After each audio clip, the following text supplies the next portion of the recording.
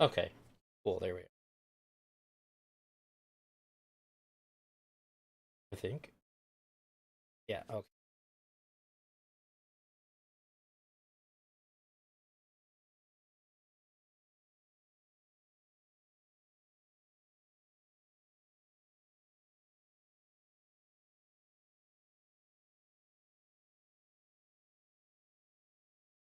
Oh,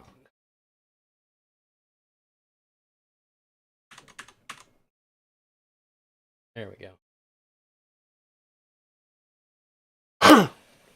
Okay.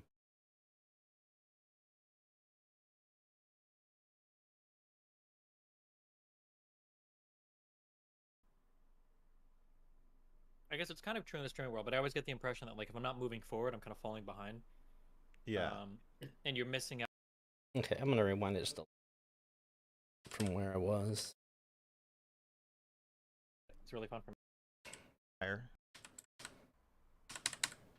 a human person. Because the challenging part is before that. It's that I don't know if those like deeper, emotionally vulnerable things even exist in me. I don't think I'm that kind of person. That's what I'm trying to say. A human It's a good person. spot. Or whatever. I think that just different people can process emotions in different ways, and I just think I'm not a very emotional person. I think you are. Okay.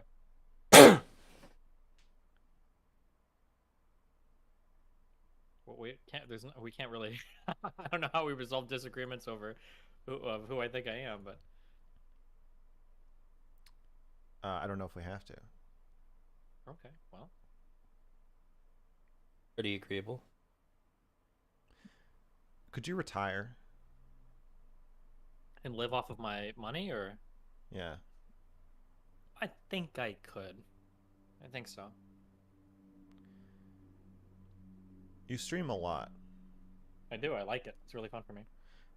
I want you I want us to assume that the following questions are not an attempt to circumvent or rationalize my earlier position or to get you to agree with me. I'm not trying to change your opinion of yourself. I just have some questions that Yeah, are sure. Oh shit. semi-related, but are not. I'm not trying to argue with God you. damn it. That's unfortunate. I have to move my game to the other monitor. My bad. And also mute it again. That before.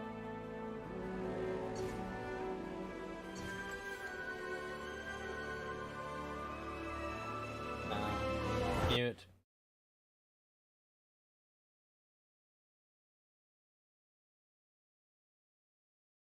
Perfect. Yeah. Okay. Okay. You stream a lot and you like it. Yeah.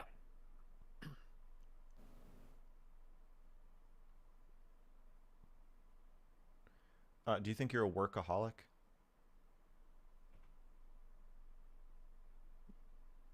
It's. I think so. Yeah. I spend a lot of time working, and when I'm not working, I get a little bit worried sometimes. So probably yeah. What do you get worried about?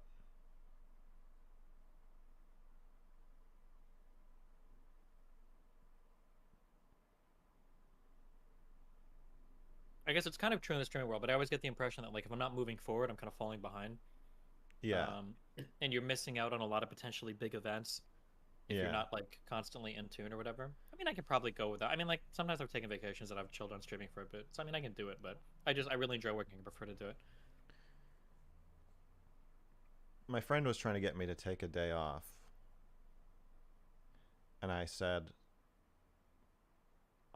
it's weird because it's like you should strike while the iron's hot, but Uh-huh. then when you strike, it just gets hotter. And I was like, basically, I feel like I'm just going to be working more and more until I screw up so monumentally that I just have to take a break. Yeah, you can also fall into this weird trap where it's like I need to work right now because I'm getting a ton of viewers, and why the fuck would I throw away this opportunity? But then Right. when they start to slide, you're like, okay, well, I'm losing viewers or I'm low on viewers. I need to work right now so that I can get my viewers back. So you can get like in Yeah. this never-ending treadmill of yeah, That's how these companies want you to think. they want you to be addicted to the gamification of it, so that no matter what happens, you think it means that you should work more. I don't think Twitch is that purposeful for how they do things, but I mean, it benefits them, I guess, in a roundabout way. Yeah.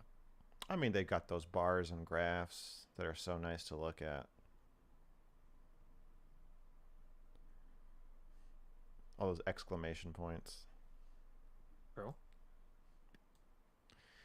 Okay. Okay. So what's bad about you being a workaholic? Is there anything? My personal relationships can suffer if I'm not thinking about them enough. So like Melina will get irritated if I'm spending too much time working and streaming and then not like allotting some time to my personal relationships.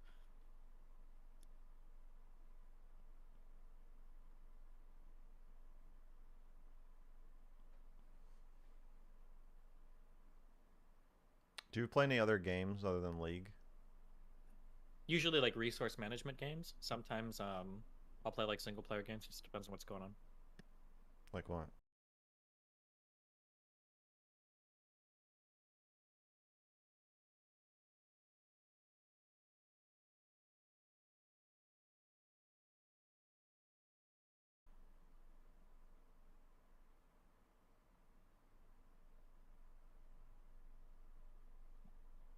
Like which single player games do I play or Yeah.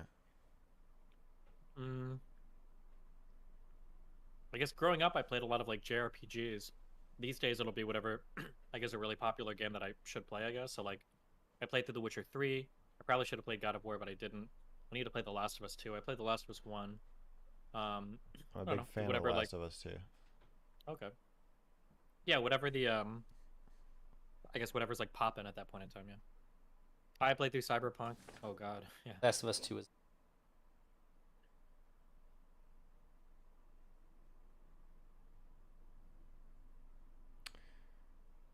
Sometimes I think about asking you to play video games. What kind of like multiplayer games do you play? I play Last of Us. The Last of Us. Is that multiplayer? Yes. It's the best multiplayer of any video game ever.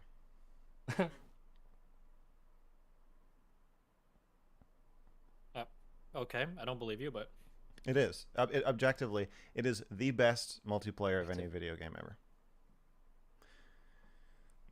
And so few people play it that when I play with Jimmy, my friend and editor, my no man, we join separately so that we can be on separate teams. Like we'll get put in the same match. And so few people play it that it takes like 2 minutes to get. It's like there's only ever like 30 people playing it at any given time, but they're always playing it. And like you'll play against the same. There's so people I've hard. been playing against for year like for 6 years, just the same names, all maxed out on everything. wait, The Last of Us 2? The Last of Us 1. Oh, that game had a multiplayer. Oh, okay. Apparently, a lot of people in my chat are saying it was actually really good. So, It is still at it's currently. what is it? Is it are like some of you zombies and some of you are people, or No, it's 4v4. It's like chess.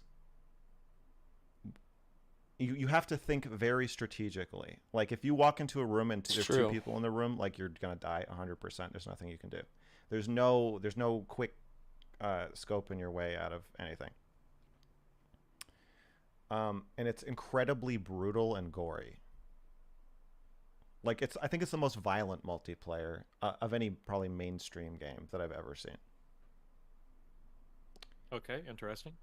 I really like these objectively best. I play Smash. I don't play that game at all. I started playing Halo. I need to play that game. Maybe we should play some Halo, but I want to play it off stream. So I was gonna say, I think of asking you to Oh play man, video. off I think stream. I, Man. So this is the workaholic. A true workaholic would not want to play video games off stream.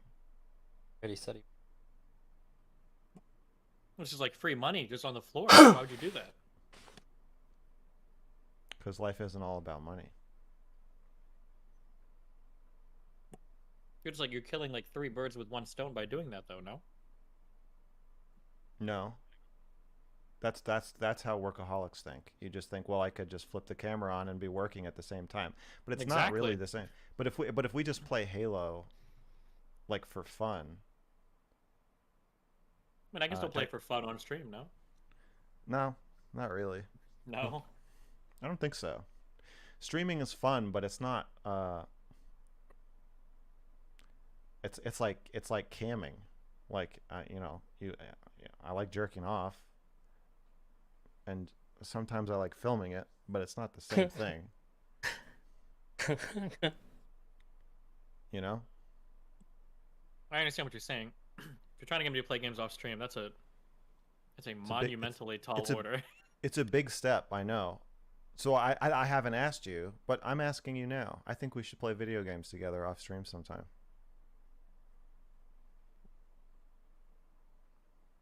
That is almost never gonna happen. I I just know. don't. I know Okay. because you would need to, because that's the thing is you have a button that you can push that just prints money. I remember this part And very, so very well. at little well, I see you think it's at little cost to you, but I think I don't know. You said being a workaholic makes your personal relationships suffer. This it's happening right now. You're Our relationship demanding is suffering right now. our relationship is suffering right now. You're rejecting my friendly request, my invitation. You're rejecting my invitation because you want thousands of people to pay us to play video games.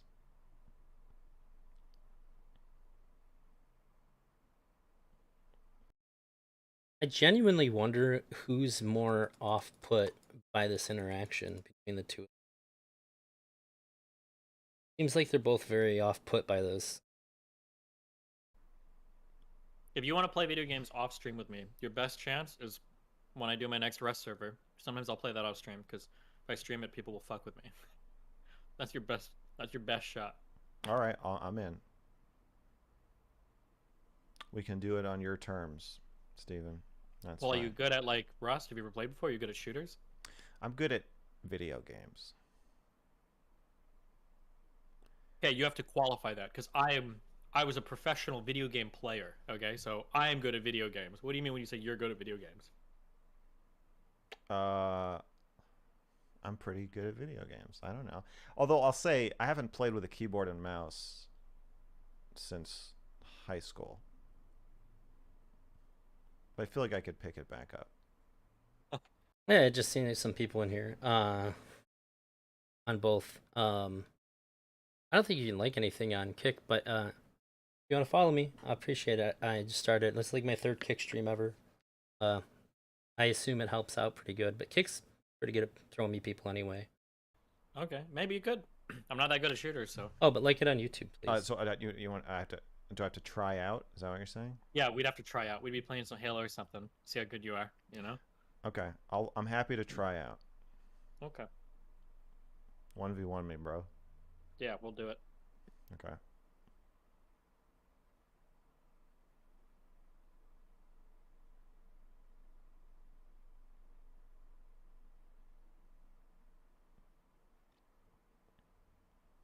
My friends who I play video games with would be very upset if I insisted on streaming it.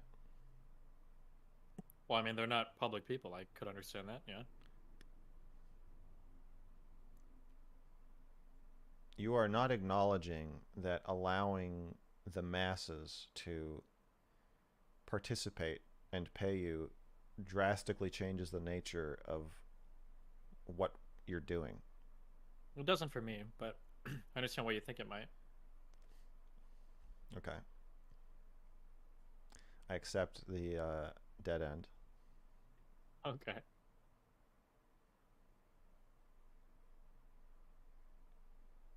I think that's why I normally end up streaming games, even if it's just single player, because it's not like I don't think there's a huge difference between playing single player games off stream versus on stream, so I might as well.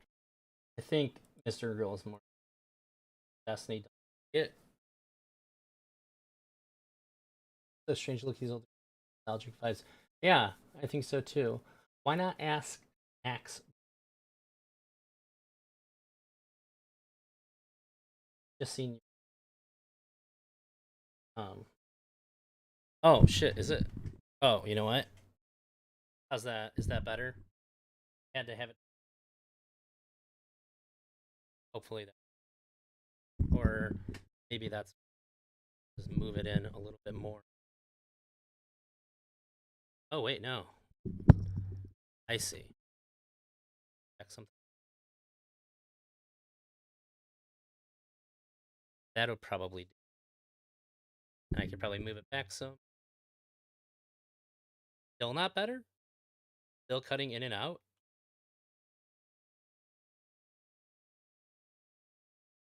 Definitely feel like that should have fixed it. How about now?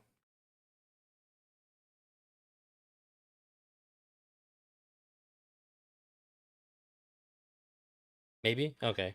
Well, if it stays shitty, let me know. Feel like this is just like slightly uncomfortable for Destiny to be asked this, but Mr. Sort of like the protection of. Okay, cool. Thank you. Just yeah. Yeah. Yeah, I'm It went afraid down of again. What the fuck? becoming like you. I can see that Um, happening. I mean, let's even see. what I just said. I was on a Try to keep hike the with mic Shaylin, close and then. I was like, oh, we should shoot a video here. And then suddenly, we're not hiking. I'm scouting. I'm location scouting. That is weird though. Does Shaylin if it complain a lot about if that? it's still bad after that, I'll just try unplugging my mic. Yeah. Setting it helps. Is it recent, or has she done that always? Thank you. Or did it just start with the stream stuff Also, it's kicking nice to out? see you, Elk. She has generally complained always about the idea that if she said, hey, let's go spend a weekend in X place, take the weekend off and let's just go be together somewhere, and it's a 2-hour drive, I would be like, whoa, all right, what? No, that's too much. I can't do it. But 2 hour if drives there are was rough. Has been. if I could film myself 20 feet underwater talking about pedophiles in like a cave in Thailand, I would go do it in a second. I think I just made like an Elon Musk pedo Yeah. accusation of free association in my head. But you get what I'm saying. That's like a really, really, really bad habit that you have to break. I do this all the time with Melina, and it's really bad. So I just left for 4 or 5 days to go and do stuff out here. But the second I get back, I'm gonna want to stream because I've taken like 4 or 5 days off of streaming, um, Right. and it's a little yeah. But when I get back, she's gonna want to hang out and do stuff. But the issue is that I've just been not streaming for 4 or 5 days, and now when I get home, you want me to take another day off work to do stuff with you. From my perspective, but from Mm-hmm. her perspective, it's like, You've been what working the already. fuck? Well, no, it's not that. It's worse than that. From her perspective, it's why the fuck could you take 4 or 5 days off to go and hang out with people and do random shit, but then when you come back to me, now you have to go back to work and you can't give me any time. What the fuck? So that's a huge problem I have in my life. But yeah. What's the answer? What do you tell her? There. Well, we argue about it a lot. It's probably the biggest problem in my relationship right now. Usually they say women are expensive because you have to buy them stuff. But you have a money printing machine in your office that you have to turn off anytime you want to hang out with Melina. The type of women that want you to buy them stuff, that's a garbage woman. Who the fuck cares? That's not the type Well, of relationship that I think most of us require. this is more expensive in a way. It's time that people Every want. second you spend with her is a second you could have been making money. You told me to schedule my time. I did. So Well, that you don't work too much, because I said work can fill every hour of the day, right? yeah, so why don't you schedule your time? Because I just let work. I can give you a lot of really good advice. That doesn't mean I follow it. Sorry. Yeah. I can tell you so many things about how to manage relationships and all that shit, and I do sometimes on stream. A lot of the advice I give is really good, but I don't follow all of it. I have very real problems in my life that I have a hard time dealing with. So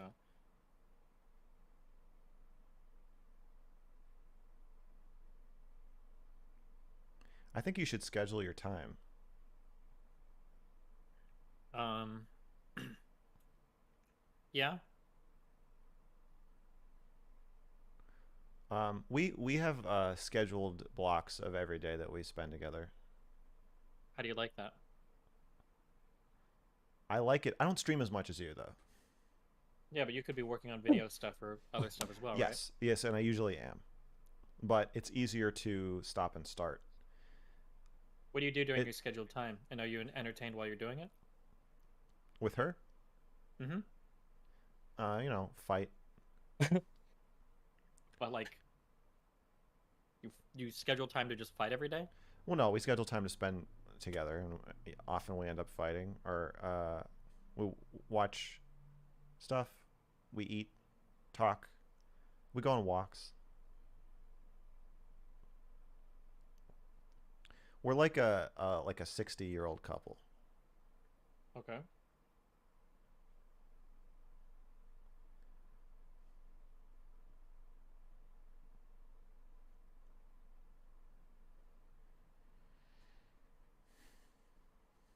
Do you schedule time with Melina? How does it happen? I How try do you? to, but But you blow it off. no, I don't blow it off. If we have something scheduled, we'll You do it. dick. But the issue is that she's usually the one finding things to do, Yeah, and if she doesn't, I'll just fill all of my time with work-related stuff. kind of like you and me. Yeah. I see a pattern. Like if you or Melina never messaged me again, I might stay in my room and stream for 12 years. And then I'll come out and I'll be like, wait a second, where did you go? Yeah, I see. You should work on that. Yeah, I think so. I think you should schedule some. What do you mean? Is this my first one to?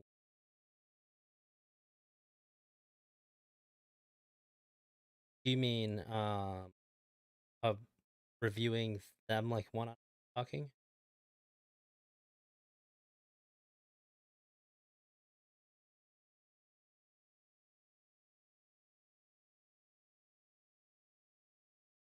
Time with her. No. The problem isn't the time, the problem is me being engaged during the time. Because there's so much stuff that I love doing on stream that I'm ultra engaged with. Yeah. And we have like a really different set of interests. It's hard sometimes to schedule things. It was so much easier when we were like within walking distance of a movie theater because I really like watching movies and we could walk to the theater all the time. But with Yeah. COVID and stuff not releasing, it's been way shittier. That was a really Yeah. big way that I could spend time with her. But yeah. This Oh my is god, I don't want this to. is the second one. I did the majority of this one, but it took me 4 hours and I ran out of. So I'm coming back to it. I don't want to rip this conversation off into this direction too much. Just a quick Okay. question: Did you Yeah. watch the new Matrix movie? Yeah. Okay, This conversation is the reason why I didn't watch the new Matrix movie. I'm gonna be honest. Okay. I was really, really, really high the first night. Okay, so maybe Okay. that influenced it. I, But I started watching it, and when I got through the first third of the movie, I was ready to hop on Twitter because everybody shat on this movie, and I wanted to give the most contradictory take ever. Because I was like, yes. the first third of that movie, it was Yes. actually probably one of the best things I've ever seen in my life. It was so awesomely like self-referential and comment. I thought it was so good, and then it totally fucking nosedived into Yes. shit. I had the exact same experience. I was like, I think this is one of the best Matrix movies. Yes. Oh my god. Every line, like I couldn't tell, and again, it might have been because I was really high, but it almost felt like the director was talking to me and challenging my expectation of the film constantly Yes. about what it was supposed to be. But then it turned into generic action garbage, and I don't know what happened. Right. Oh If they, fuck! It was so frustrating. yes, if it had gone from that to unforgettable, visionary, like amazing visuals and cool moments, to if it had been like, oh, you think we're just gonna make another Matrix movie, blah blah blah, and then hit like a home run of like the coolest Matrix shit you've ever seen, it would probably be the second best Matrix movie. It would have been amazing. But then it seemed like, oh, you're just doing the self-referential shit because you don't have it anymore. This is all Maybe, yeah. subterfuge. This is all smoke and mirrors because you lost the magic. Mhm. I heard that it's the most expensive of the Matrix movies, which was because I was like I can forgive some of this looking shitty if it's cheap, Shit. but I don't think it was cheap. Why did it do it again? No. Sorry. EFT on the side, and I don't know what the deal is. I moved it to my other monitor, and then it brought it right. Stupid. No, because CGI is really expensive. You gotta pay a lot of artists to work on that shit. Yeah. But So the did stuff that mattered all looked really bad. Like, how do you have yes. worse fight scenes 20 years later? Like, and no offense, but like, this is not Neo anymore. This is fucking John Wick. So you should Right. be able to do, yeah. Like, I truly don't know Yeah, what yeah. Because you happened. can't say it's Oh, because Keanu really? Reeves is. Thought took off. Oh, I made it worse before. I see what happened. I'm stupid. Instead of taking the filter off, I reapplied one that was already off. I assume my audio should be much, much better now. And that it's not doing that anymore. Let me know. Oh, I gotta move this now. Video. Windowed. Okay. Thank you for telling me. I can't believe I did that. I feel really stupid for that because when I went to fix it, I just Too old. inherently He made can it worse. fucking still Yeah. move like and kick ass and shit. I mean, and Liam Neeson, like you can make a cool action movie with a 60-year-old dude, and they just didn't. Especially with others. Yeah, Well, look at it was Liam very Neeson or disappointing. whatever, right? Yeah. Yeah. But I went to sleep because I couldn't finish watching it all. But I went to sleep like I was so excited the next day. I was like, we gotta finish it. As soon as we wake up, we gotta finish that movie because I think everybody was wrong about it. I think it actually is like a gem. I think it's such. And then halfway through, I was like, oh no, it's nosediving into like a worse than generic action movie, Yes. and then it turned into utter garbage. Like what the fuck? Yeah. But okay, sorry. Yeah, fuck. Anyway, I just don't know how you can have a Matrix movie with no memorable visuals. That was a really bad idea. yeah, or at the very least, like, say what you want about the Matrix 2 and 3. I think people rag on those movies more than they should. They at least had like cool like fight scenes and shit. I guess if you They like that. did. But this one Yeah. sucked. Everything about it, all the fight scenes were horrible. Neo's little force. The second Matrix fight scene was like copied into like a lot of other media. It was like super influential. There's like a part where he's like fighting with a pole. Particularly when he drops it and kicks it into a guy and he catches it. That's been replicated a bunch since then. Field thing constantly Yes, was really garbage. bad. Like, Yeah. remember when the one girl was like, "Oh fuck, don't get me started on this, goddammit." Okay, in the Matrix, the first Matrix, okay, when Destiny they have said he to jack in didn't to want to save get someone, too far into this. Yeah. it's Neo going to save Morpheus, okay? Yeah. And it's a huge ordeal. And it's like Yeah. the coolest thing ever if you're like 9. Even if you're 25 or whatever, I still think it was like, that's awesome, okay? Nobody's ever Yeah. done it. That's why it's going to work, right? Yeah. In the Matrix 4, there was one part where the girl's like, jack me in. I need to save all those guys in the van. And I'm like, okay, I wonder what she's going to do. And then when she gets jacked in, they just like have guns and they just shoot all the people off the van. Like, oh, you saved us. I was like, what am I even watching? Yeah. God, it was garbage. The first Oh one my is God. like a horror movie. It's like when you're in the Matrix, the agents are like sharks and they're coming after you and like you're gonna fucking die if you don't immediately do everything you're supposed to do. And it was scary. Yeah. And all of that is completely gone. Yes. I saw a YouTube video once, an essay on it's the antagonist throw or the protagonist throw. And it was interesting because they juxtaposed it with Terminator 2. So basically, there's something that I'm going to point this out. If you like watching action movies, you should mute the stream because this will ruin every action movie for you, okay? So if you're fighting somebody in real life, okay?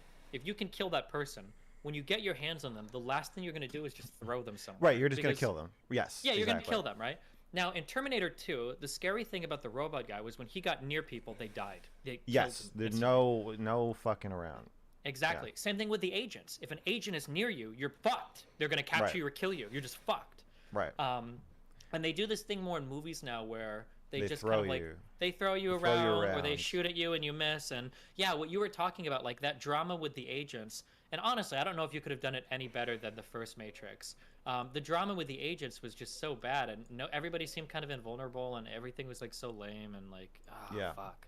When it becomes clear that the villain is gonna just throw the hero around until the hero kills the villain, Or there is shoot no every more- shot and miss over and over Yeah, again. And there's it's no like, tension. yeah.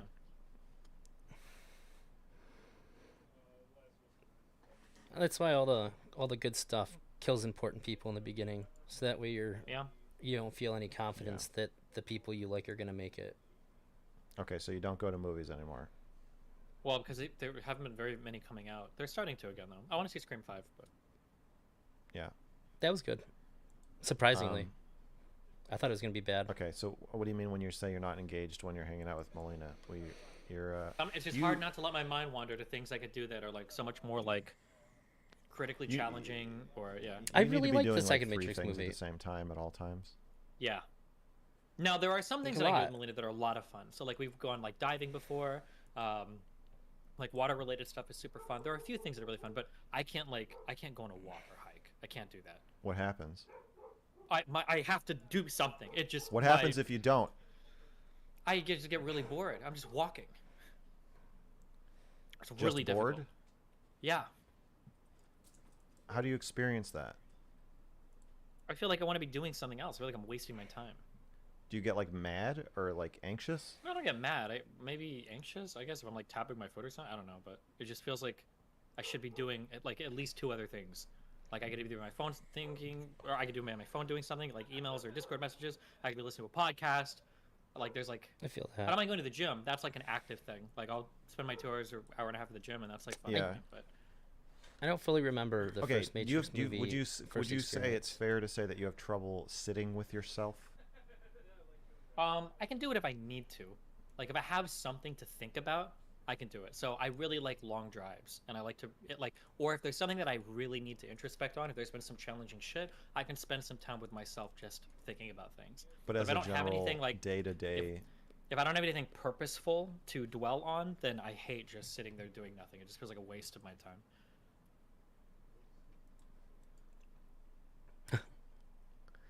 okay, so whatever you're saying to Melina, you also say to yourself. Like, hey, if you want to have a meeting and we have something to do or something to discuss, we can hang out. But if not, I got shit to do. Kind of, yeah, but that sounds really mean, and then it makes her feel like she's not important to me, which is shitty of me to make her feel that way. And it's not Yeah, really true because she is really important to me. Yeah. But you do the same thing to yourself. What do you mean? Um, I'm not sure what he means. you would not just like sit and take time to be with yourself. Like if you Yeah, were no. your own Yeah, that's if you were pretty your good. own friend, We would you're have to be saying, playing like, games or elk. doing something, engaging with each other. Yeah, arguing or something. right? Do you think any of this is a problem?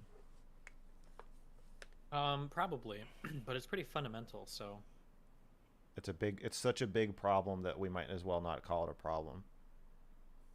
well, the problem is that I'm going to lose all of my relationships if I can't allocate some amount of like purposeful time to other people. So I don't know if that's a good thing or not. That seems like a pretty big problem. Mm-hmm. So yeah, if I could change anything about you,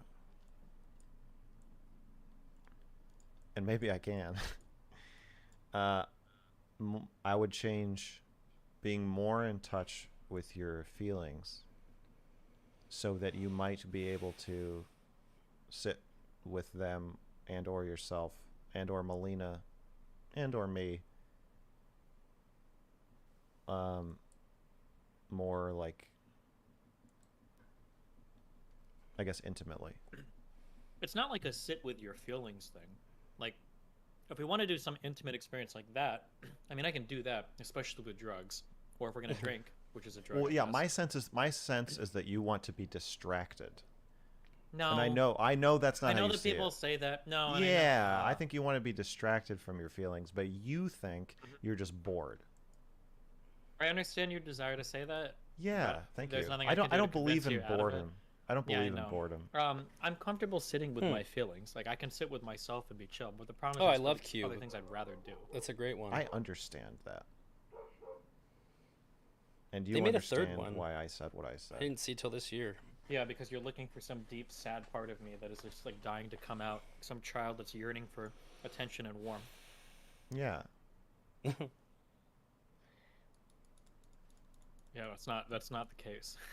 I've associated with a lot of people that think that I'm different than how I say that I am, but I've spent a lot of time with myself and thinking about myself, and I don't think there's like something that I've missed that some Well, stranger I is hope you gonna don't like think pull out of me. I have a lot of the same problems. I hope you don't think that I'm saying that I don't have a deep, sad child that wants me to hang out with him, and I keep saying, yeah, I will as soon as I do this other thing. Leave me the fuck alone. I'm not trying to say like, you know, there's something wrong with you that isn't wrong with me. If I could change anything about myself, I would also change the same thing. What would you change? My tolerance for and interest in sitting with my feelings. I feel like I can sit with my feelings if I need to. It's just Well, boring. you okay, but I'm defining you okay. I'm defining being bored, checking my phone every 5 seconds, blah blah, all this shit. Not like when Shaylin says, "Hey, there's a fair, there's like a farmer's market on Saturday," and I start having a heart attack. Mm-hmm. I don't think that's because I'm bored. I don't think it's because I don't want to hang out with Shaylin. It's because I don't want to hang out with me. And Oh, okay. when I start thinking like, I God, understand. what the fuck am I You gonna might do? have, yeah, you might have those feelings, but you are projecting hard onto me. I do not feel that way. If I somebody were to tell me there's a understand. thing going on Saturday, I'm not thinking like, oh my god, I don't want to hang out with me. I do like to hang out with Melina, but what I'm thinking is like, I could be grinding League. I could I be doing know. like political stuff on stream. I I could be like, know. there's like I know a what you. million more ways that are, I yeah. hear. I hear you. I don't believe. I think you're lying. No, I don't think you're lying. I just think you're You wrong. do. You think I'm No, no, lying to no. myself? Yes. Yes. Yes, you Well, do. no, no, no, no. No, but you I think do. you. You do. You think I'm lying to myself that I think actually I you're. have an intense discomfort with my own feelings of being I with think you're myself, wrong. I think hmm you're wrong about yourself. I don't think you're lying. which is another form of lying to yourself, right? Yes, but I want to make it clear that I don't think that you. You want to soften the blow so I'm less hostile towards your criticisms. No, no, no. This is going to make you more hostile. I think you'd Oh, rather be okay. called a liar than be called uninformed. Maybe. I Probably, don't because know. lying sounds a little Maybe bit more not. purposeful. Lying sounds a little bit more Machiavellian. I like that more than being dumb. Right. Yeah, I just think you're dumb. No, I just think I don't uh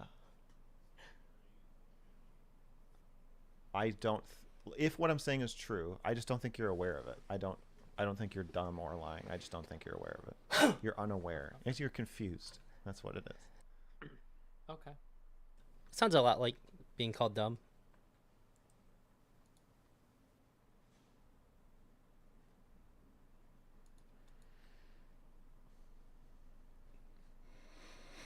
Well, you asked what I would change. So that's my answer. Okay.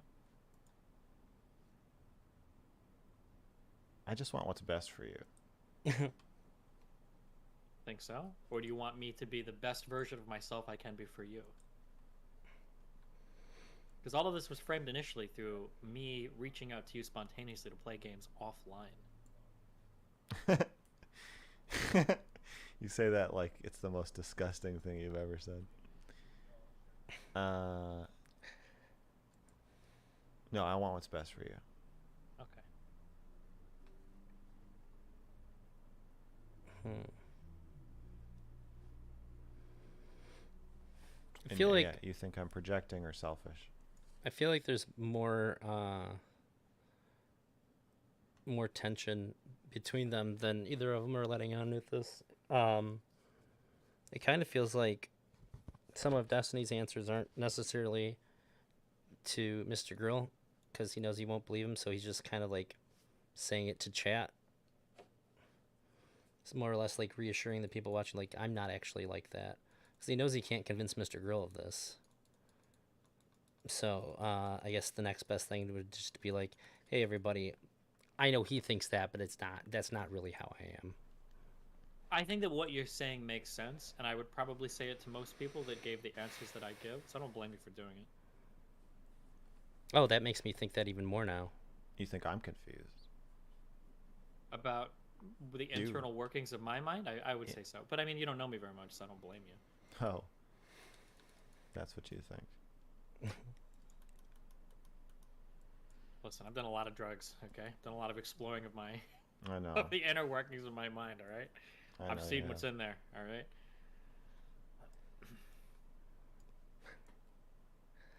What a wild defense. My defense is I've done a lot of Can I ask drugs. about your plans for the future of your career? I kind of just do it day by day. I really enjoy what I do. If I do this until I'm 60 or 70, I'd probably be happy the whole time. I might have more political aspirations in the future for like doing different stuff to help campaigns, but the last time I did it, it exploded hardcore. So I don't know. Maybe we'll see. Which I'm not like against drugs. It's just a wild Think about defense. running for office sometimes. Yeah. Yeah.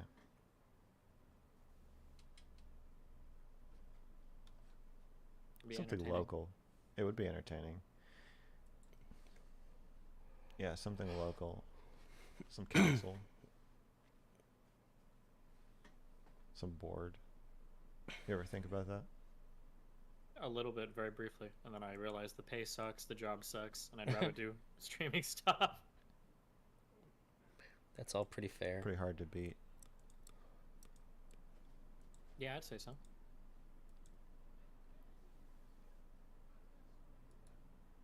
60 or 70, would you be retiring or you would be... I mean, I figure at some point your body is not going to work with a computer well. Either it's going to be hard to see or you get arthritis or something. Maybe, I don't know.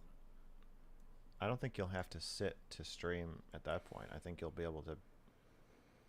Do it from I your think you'll be brain. able to have a little drone that it does whatever the fuck you want it, or it does whatever it thinks you want it to do, following you Yeah. around at that point if you want. I don't think Or that's going to be a problem. maybe I'll have Elon Musk's Neuralink, you know? Who knows?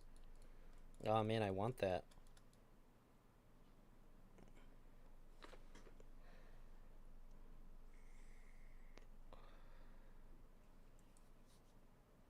I would definitely be a guinea pig for a Neuralink. All right, I don't think I have any more questions.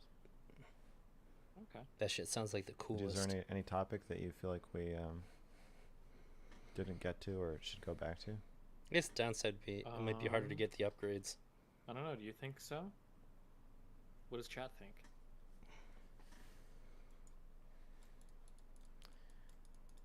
Why are you Oh. constantly being so Being awkward? so awkward. Yeah, I see that Yeah. guy. I feel like maybe that lends a bit more credibility to him talking to the audience more than talking to Mr. Girl. Yeah. Love you, buddy. Be safe. I don't think all the Neuralink monkeys died, but maybe. Dad's thing. Sorry that you have diarrhea, Ethan.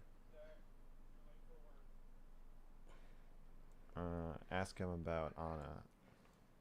Yeah, It's my not chat. Anna, it's Anna. Don't say Oh, Anna. Anna. I don't know why people. Oh. Oh. I set up for this. Fucking call her that. Yeah. We have the first mention of Anna and the subreddit on this video. Oh, I feel like Anna is two N's. That's not true. No, That It's a fake name anyway, but okay. Yeah, my chat's always trying to trick me into talking to her. And then inevitably I get like 5 DMs that say Destiny's going to be really pissed off at you if you do that. Don't do that. And then I've actually never really looked into it, and I'm just like, okay, well, hey, I don't know what's going on, and I don't want to know. okay. Okay. Interesting. Okay. He really did just like blow that shit right off when it came up. Here's the real question: when is the recful conversation coming? What is the wreckful conversation? I don't know. Okay.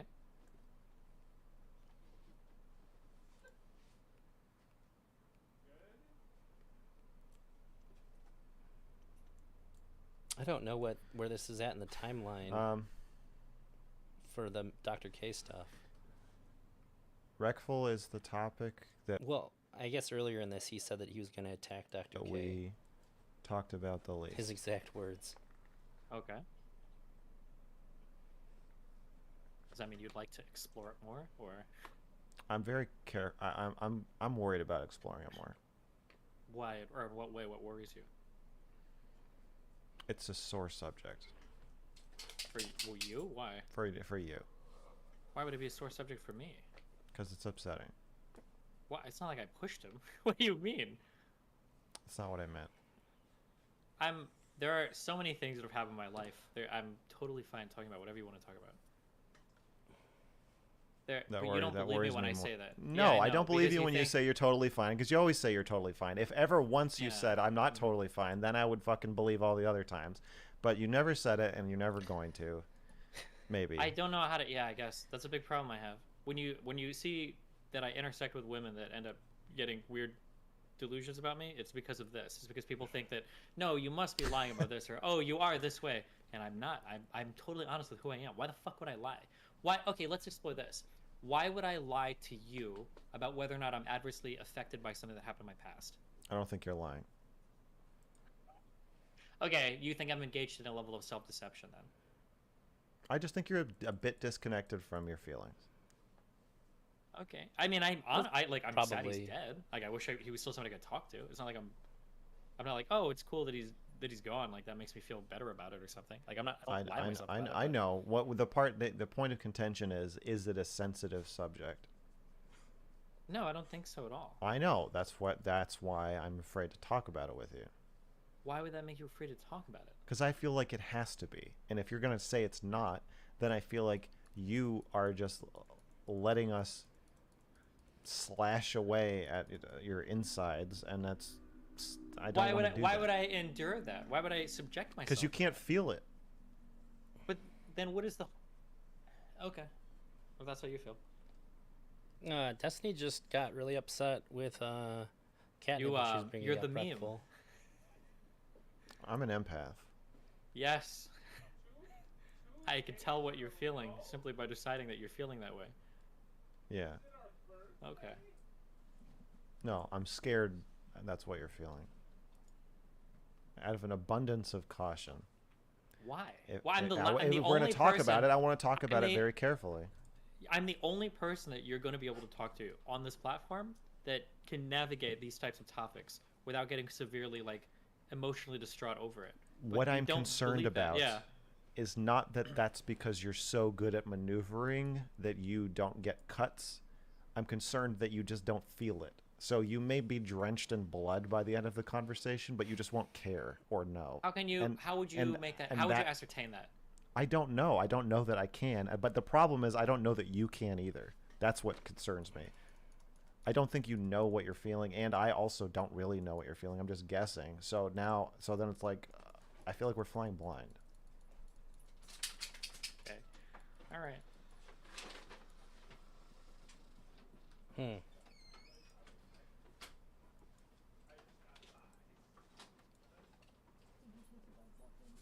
there anything else you'd wish to explore then? Hopefully something that doesn't secretly leave me wounded and scarred in a way that neither of us can actually perceive.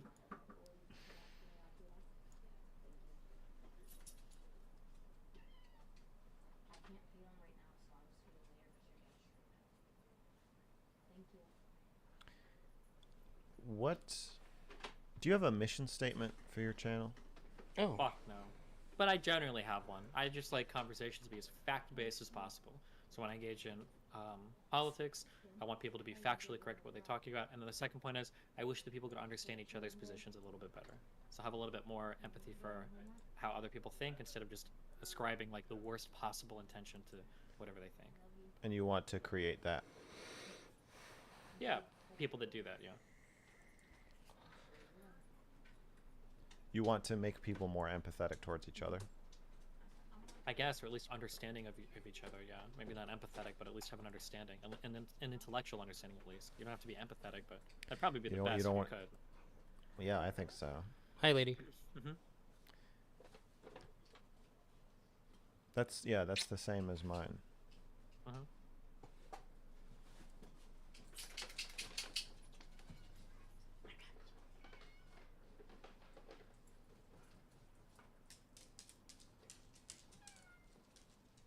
Okay, I have another one. Let me just pull it up.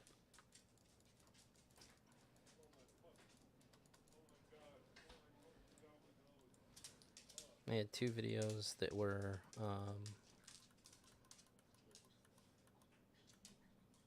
referred for me to watch for this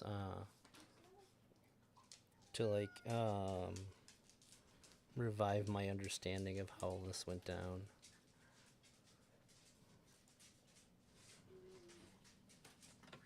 So I gotta check my Discord real quick.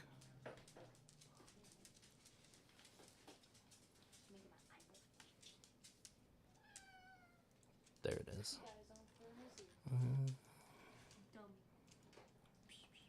Oh wait.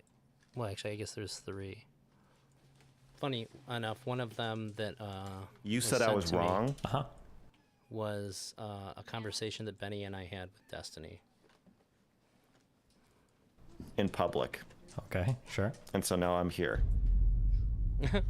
Or tell me, like, hey, why don't you go and argue with them on this topic? Which is fair. You could send me a message, like, hey, I think you should challenge them on this thing. And I'm going to watch it afterwards, and maybe I will. Maybe I will talk to them about it. Like, rather than doing this, like, we need to shut this person out. They have to be deplatformed because they're not big enough for us to engage with. And somebody might listen to his video and turn into, like, a serial rapist. Like, why not, like, be a little bit more, have more engagement with the thought rather than, like, an instant repulsion? What's up with the shirt today? What do you mean? I was just asking. What's wrong with my shirt? I didn't say there was anything wrong with it. Why would you assume there's something wrong with it? You're saying because it's not a Mr. Girl merch shirt? That's one way you could read it. What do you read? How are you reading it? I just asked a question. I was curious how you'd respond. You didn't disappoint. You seem pretty insecure about it now. Well, you know, I don't want to be a walking, talking commercial for myself, you know? Oh, okay. It starts to feel, I don't know. I think you get what I'm saying. I absolutely understand. I'm trying to be classy. Sure.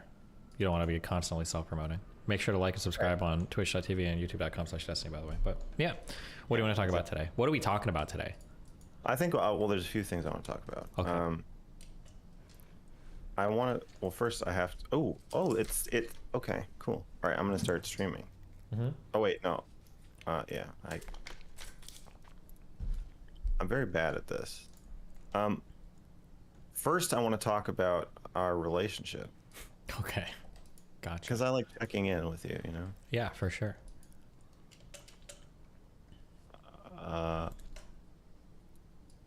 So, I guess I'll call this consent debate. Yeah, that sounds good. Mr. Girl. Lord. Yes. Wait, hold on. Debate or conversation? Because I heard a rumor that somebody gets really mad about having debates. So, are you sure I you want to talk about that second. So I want to talk about our relationship, debate itself, and then I want to debate consent with you. But and then whatever else you think we should talk about. Okay.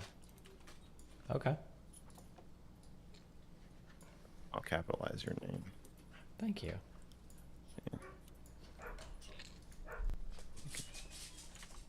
That was a bad game of TFT.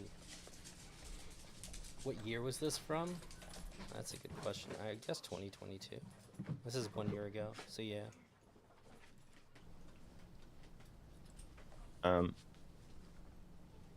How's our relationship going? I just heard you say that like the people are moving to the getting sick of Mr. Girl phase, which is understandable. There's been a lot of Mr. Girl the past week or so. Yeah, it's been a weird Oh, there's year. like with any internet phenomenon, there's like some predictable trends. One is you get the first is the initial fascination, then you get a counter jerk, and then it's kind of like a trampoline where you bounce and then you up and then you settle in some area. Right, so you got to not fall off, I guess, or fall through. The problem is you'll never be as high as the first bounce from that first jump, and that can fuck with people's heads a lot. So here's like a phenomenon that is true of all content creators. Even if they think it doesn't affect them, it does, and it destroys people. Somebody is a 300 viewer concurrent streamer, okay? Okay. And then let's say they do something amazing, okay? Some huge event happens. And now they get 5,000 viewers. And in 2 weeks, it settles from 5,000 to 1,000. They feel fucking horrible. Even though their concurrent viewership tripled. Right. Yeah, they feel like dog shit. And that just happens to everybody, so yeah. Make sure you're always constantly adjusting your expectations on that. Yeah. You could always have more. Or you're very quick at, humans are quick at acclimating to things. We become used to things very quickly, and then it is part of our new expectations. Right. Yeah. I see what you're saying. the power dynamic between us changes as my own influence and reach grows. Yes. Do you agree with that? The goal is for one day for you to be popular enough that I can start leeching some fans back off of you. That's the long plan. I send my children out to grow, and then I'll bring them back in. Vosh and Hassan should be rejoining me soon enough. We'll see. Yeah. I don't believe you. I feel like I've outpaced Don't believe him about what? intellectually. Well, I don't think that's really what you think. I think you're joking. But Oh, yeah, I am joking. I just think Yeah, I know. some conversations are really interesting. Sorry. Yeah.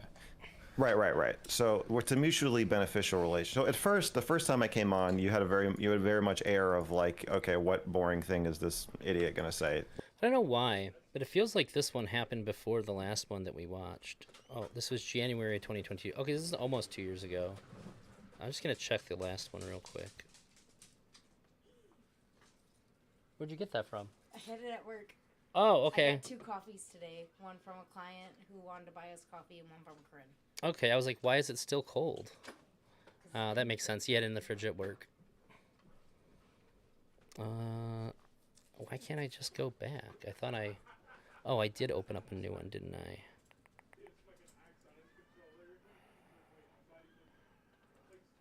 Is this one it? Yeah, this one's it. No, it's not. YouTube channels take. God damn it. I just want to see when the last one was.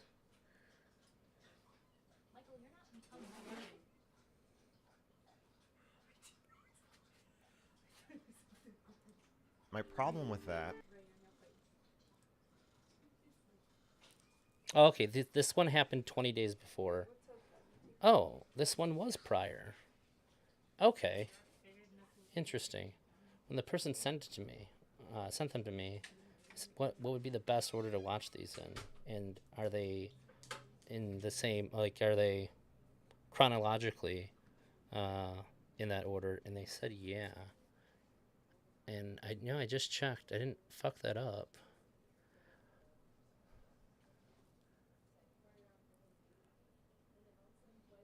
Okay.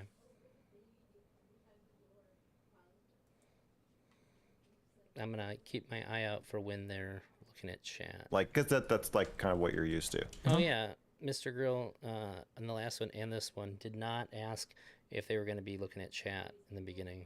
He did that a lot. And so I guess at what point do you feel like our relationship will be truly mutually beneficial? Well, where I'll have, have you seen There Will Be Blood? Yes. All the drainage. I'll have drunk as much of your milkshake as I am reasonably going to drink. Mm-hmm. And then it'll just be like interesting content for both of us. I don't know. How does it work? I try not to really think about it that way. I don't know if that point will ever come, but that's Sorry just for not that typically sound. how I think about something.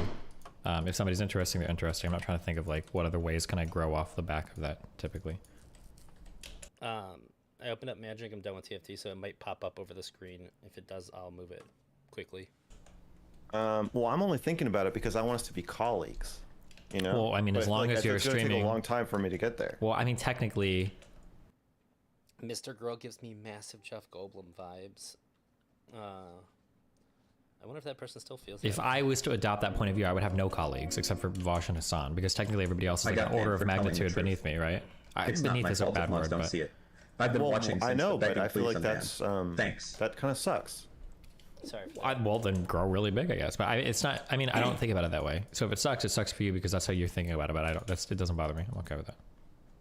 Oh, well, I meant it sucks for you.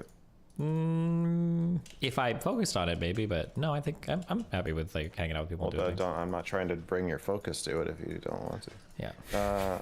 Yeah. Yeah, because I feel like with asking you to, so I asked you to do this one, Yeah. right? But like, is there some part of you when I ask you that is like, well, of course, like anytime anybody asks you to come on your stream, isn't it? You're saying there's no part of you that's like, well, like they want something from me.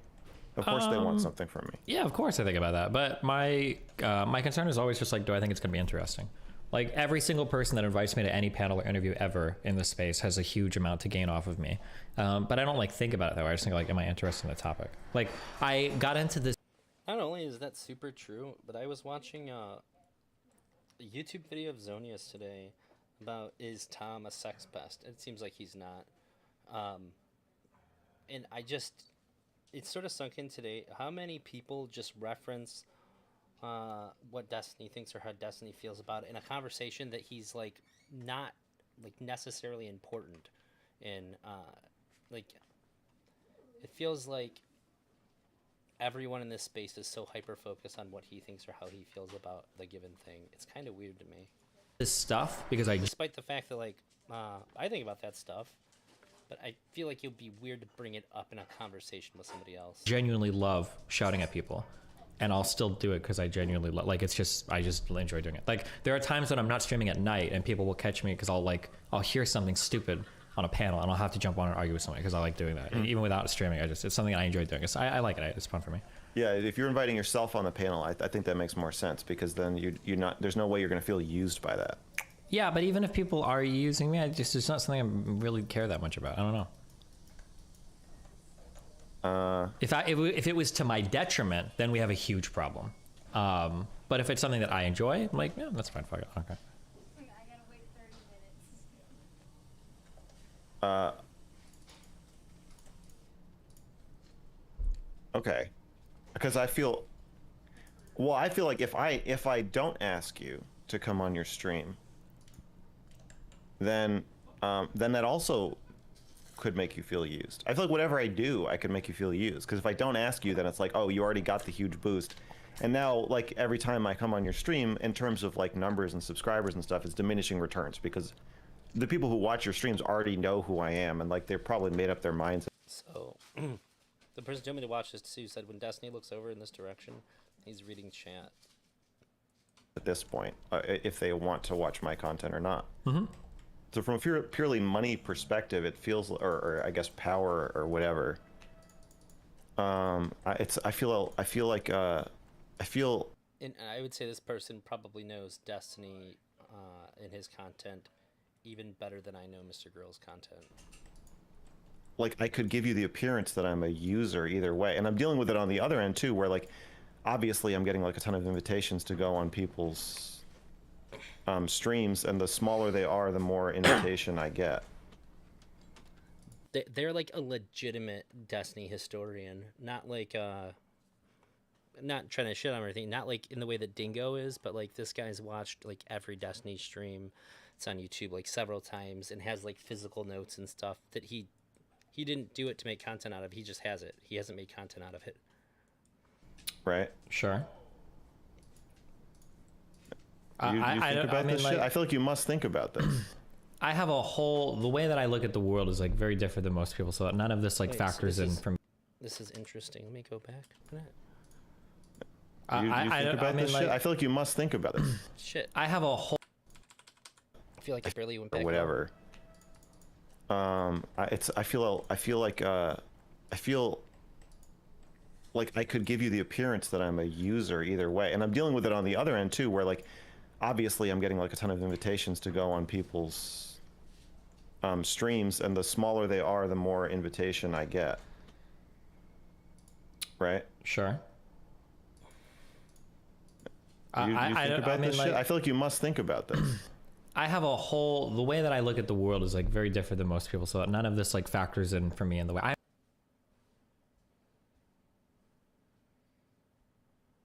Somebody says a very wreckful train. I understand what you're saying, and I think that your feelings are normal, and I understand why you're feeling that way.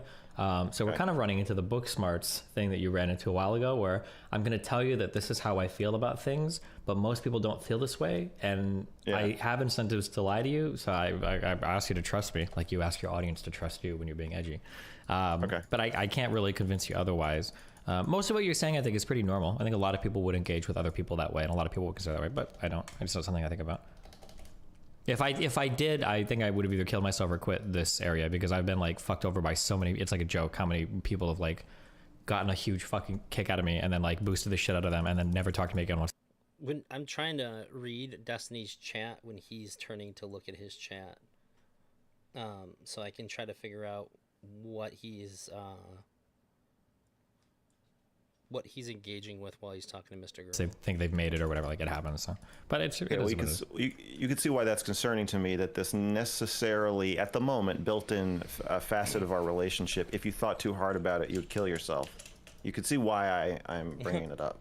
Yeah, but well, I mean, I've been here for like 12 years now. If it was going to happen, I think it would have already happened. I think I'm okay. Well, I'm not worried about it happening. I'm worried it feels like the elephant in the room sometimes when I'm talking to you, and I don't know, maybe talking about it makes it worse. Yeah, so here's like where this, let's pull back and get a little meta for a second. So the conversation that we're having right now is, if you were a different type of person, this would be a really big problem. And I want to have a conversation about how if you were a totally different type of person, this could be a big problem. Because what I'm telling you is I'm not that type of person, so it's not really a problem for me. But then we're still having this insistence on talking as though I were that kind of person. I don't really know how to engage more with the subject matter. Well, hey, I can see what you're saying. Yeah, I agree that your concern is a valid one, and it's one that almost everybody in this space thinks about. But the way that I view things is that as long as it's like a fun conversation for me, I don't care if I'm growing, I don't care if they're growing. Like, I'm not going to give a big Vosh speech about like, I can't let other people grow off of me, blah, blah, blah. Like, if it's fun for me, I'll do it. Like, I show up on a lot of smaller panels. I talk to a lot of smaller creators. I go to a lot of real life debates because they're fun. Like, it's just all like fun shit for me. I enjoy it. So like, even if it was the case that somebody ends up like utilizing my platform and they grow off it, like, oh, that's fine. Okay. As long as I had fun while it was happening, whatever. Okay. I'm going to think about this. Okay. I'm going to keep bringing it up. My chat is saying that your mic audio sounds bad, but it doesn't sound bad to me, so I don't know why they're saying that. Is there something I need to do? Let's test. I'm going to listen to myself speak on your stream. 3, 2, 1, let's listen. Hold on. Doesn't sound bad to me, so I don't know why they're saying that. Is there something That's I need to It makes me feel like I'm do? echoing. Let's test. I'm going to listen to myself speak on your stream. Everybody 3, says it's fine 2, now. 1. I think it's fine. Okay. Fucking chat. Jesus. Okay, what was the second thing? Oh, debate itself. Okay. Yeah. So here's how I see. You ever watch Steven Crowder? Unfortunately, yeah.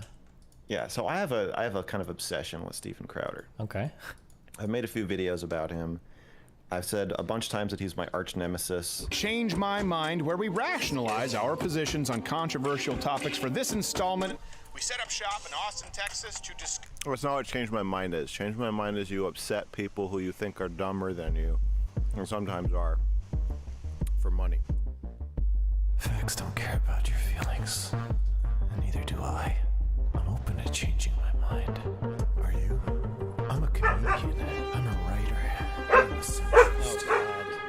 We realized Antifa's a little niche, so we wanted to cast our net wider. So, one and the same, Black Lives Matter is a domestic terrorist organization. Hey guys. So today we're going to be talking about Steven Crowder. Thanks. Steven Crowder's an imposter in a lot of ways, actually. He's a Canadian pretender.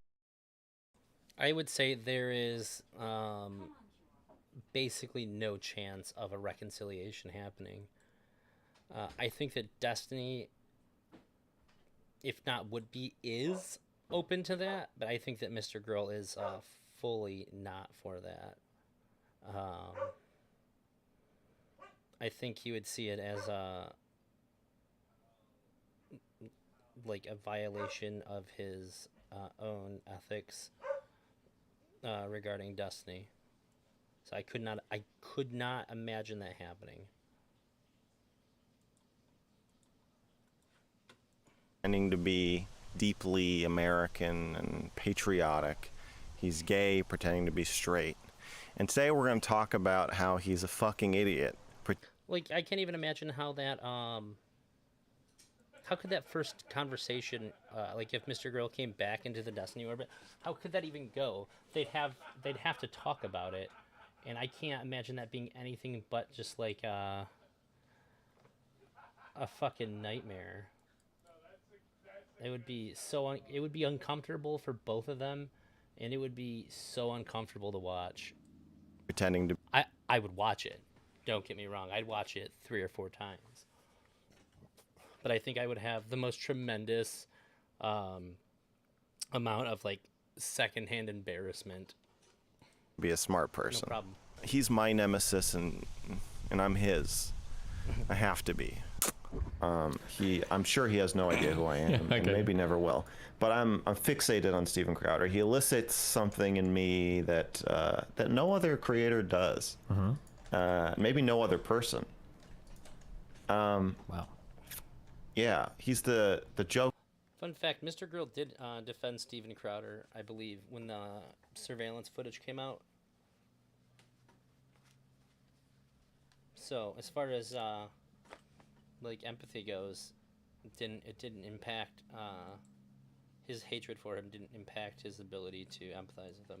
Joker to my Batman, or the Batman to my Joker, something like that. But so when Steven Crowder, he's a debater.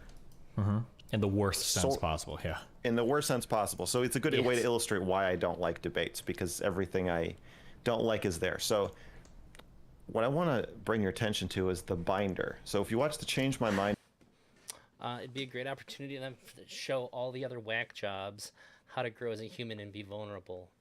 It would be, sure.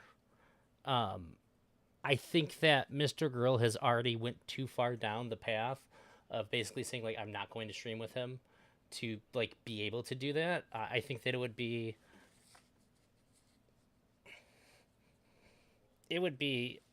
probably the most watched stream on Destiny's channel ever. If they came together to have a conversation, but there was that. My favorite stream between the two of them, which I'm sure I'll get to in this like series of streams that I'm doing, is when Destiny, Mr. Girl, and Erudite all talk to each other. It was the most mature and adult conversation I've ever seen happen in Twitch poll, like by magnitudes. I was like giddy about it. I was like, this is like real people trying to have a real conversation. This is so wild to me. It was so good that I remember like I was like trying to fix two different laptops at the same time. I remember everything I was doing when it was going on. That was like peak content there for me. in videos. I know exactly what you're talking about. Yeah, you know what I'm talking about. So he sits down and he has college students. And I believe Destiny pronounced Kyla wrong no less than 5 times. Insecure college students who don't really know what they're talking about come up and take some premise on his sign that means they've already lost the debate as soon as they sit down, and then he's surrounded by the chat and like the streamer equivalent of the chat, his hype man, basically. His hype man, and right? And so and it's like that like old freestyle battle video where it's like it doesn't matter what he says, they're all gonna just like shout, like the black kids, they're like, oh yeah we're like, oh, like it doesn't matter what he says, they're gonna react that way anyway, so it makes it feel like he's winning no matter what. But he always has a I used that clip when Mr. Real accidentally said Dr. Gay instead of Dr. K. binder, and the binder is there in case the agreed upon premise and agreed upon facts of the matter that he's debating with the other person, in case that turns out not to be enough, he can always just introduce a new pile of statistics that the other person has never heard of from a source they don't know what it is but sounds official, or probably is. And now he has a new, it's like if you're playing chess and then I was just like, oh, here's my spaceship piece. And you're like, oh, and I'm like, yeah, it moves like this and it can just like kill all your pieces. You didn't know I had that? So Dario, fucking Dario. Oh, he talked to me earlier. He's not happy with you. I know, I heard it. And so my response to what he's saying is, it's not that I don't like debating with facts. It's that, to me, I like debating with agreed upon facts. So when I talk to you about gender, it's like, what do we both agree is happening? What can we both agree is happening? And then once we have agreed upon set of facts, then we have our chess pieces. And then from there, we take that and we say, okay, logically, with what you said, your own beliefs are contradicted in this way, or doesn't it follow this? And then if that doesn't work, like you said, okay, then can you at least, do you see my pieces and do you see why I put them the way they are, or why I see them the way they are? I agree with this take, like 1,000,000%. I think if you go into a debate and not doing this, I think that that's automatically qualifies as bad faith. And what I don't like, so like with Rose Wrist or Vosh, I don't like it when they're like, do you have any evidence of that? Like if so what I said, the trans activist cult is pressuring academia into blah blah, and so I think I said that to say like that's why I'm skeptical of agreeing with studies, because I see the pressure in academia. And then he says, okay, what evidence do you have of that? And so then I didn't say if you don't it's as obvious as the sky being blue. I don't think that's what I said. I think what I said is I experience the pressure on academia the same way I experience the sky being blue. Like it seems very obvious to me. So if it doesn't seem obvious to you, I'm willing to just like let go. Like we don't have to go down that path. I just want you to know that like I just think that's happening. Sure. And I'm not saying you should. That's not a debating point. I'm not saying you should also think it. I'm saying if you're willing to say, yeah, there's pressure on them, but I don't think it's gotten to that point, or yes, there's pressure, but it's I don't think it's making a difference. What Mr. Girl talked about is debating on agreed upon facts. People not wanting to do that causes more tension and like looping in his conversations with other people more than anything else. It's like when he says, "I think that you're lying." It's really similar to that. He's not saying that like basically you can't try to lead me down this path based on this thing that you just said any further. So if you're going to say anything that requires me to believe the thing that I said I think you're lying about, it's a non-starter. We just have to move past that, or you have to take a different route, because I can't believe the thing that you're saying. It might be the case that you're not lying, but that's what I think, so we can't build off of this thing to continue the conversation. It like how that kind of loops, the same thing happens when people aren't working with agreed upon facts in their conversations. Here's another example of pressure that didn't make it. Like, there's places you can go with that. But if you're just going to say, I have no idea what you're talking about, to me, then it's a non-starter. Like, we can't continue the debate. Oh, yeah. Because there's nothing I can say, and there's no source I can pull out that is going to convince you that there's widespread. How does it feel for you to be a part of all of this content? It depends. So like the first time I talked to Destiny, I was like super beyond excited. I watched him for like 4 years or something pretty religiously, and he was a lot more focused on his game than talking to me, which is it's fine. It's not like I'm mad at him about it, but I was kind of bummed out after the fact that I couldn't get a lot of engagement. Or like at least like the kind that like I guess I had imagined like it would have been like, but then I talked to him a couple other times, and that seemed a lot more interesting to me. And then in talking to Mr. Girl, those are two like really different things, I think. So it depends on the person that I'm talking to and why I'm talking to them about it. Sometimes it feels really cool, and then other times I think unless I think I always enjoy it if the other people are if I feel like they're engaging with me. If people seem like kind of tuned out or just sort of like offhandedly responding to me, then it comes off as like kind of a big bummer to me, because if I want to talk to somebody on stream, then it's not something that I usually care a lot about. And but just being able to talk to some of the people that I've watched in the past and be able to have like a real conversation with them is awesome to me. That's the one thing that I like get out of this like streaming, because I don't do it nearly as much as like almost anybody else. But just the fact that like I can reach out to somebody and try to have a conversation with them about something that I care about is super cool to me.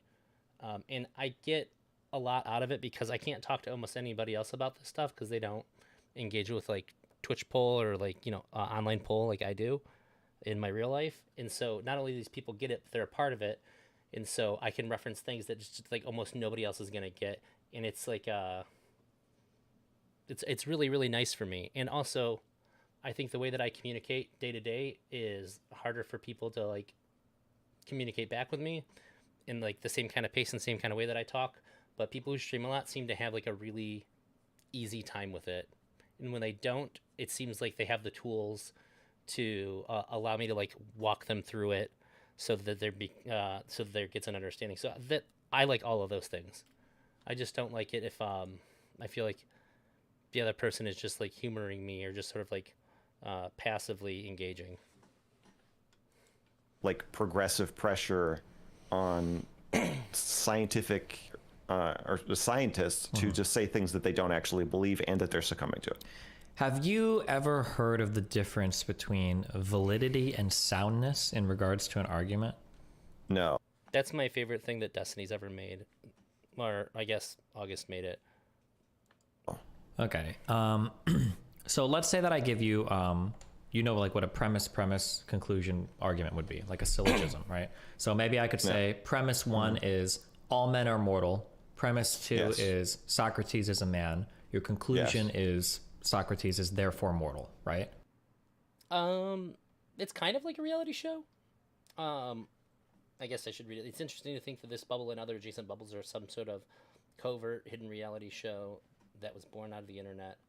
But I think that the thing that makes it weird is I think with a reality show, we've all kind of gotten to the point to where we understand when people are like acting for the camera, and when people are streaming, I think it's a lot harder to figure out when people are acting for the audience and they're being genuine than on a reality show. Yes. Okay. Yes. This is like a basic, like a syllogism. Okay. A structure of an argument. So it sounds like there's two ways to evaluate an argument. We can talk about the validity of the argument, which refers to the internal consistency. So you're essentially asking the question, does the conclusion follow logically, deductively from the premises? Or you can talk about the soundness of an argument, which has, does the conclusion follow and are the premises true?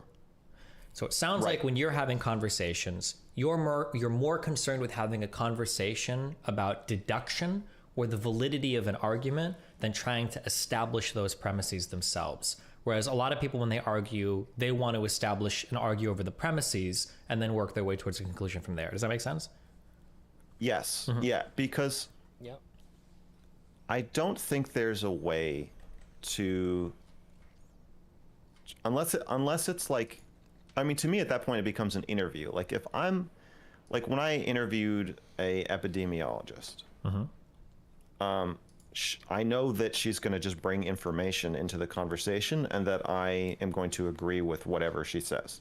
And then later in the interview, we can then take all the pieces she's laid out, and then I'll have a few ideas and push like things to push back on and say like, well, if this is true, then isn't this true? And like, I feel like you can get to that point, but I feel like for most of the things we're talking about, if I was talking to an expert who I thought had a ton more information than I did, then I would just interview them.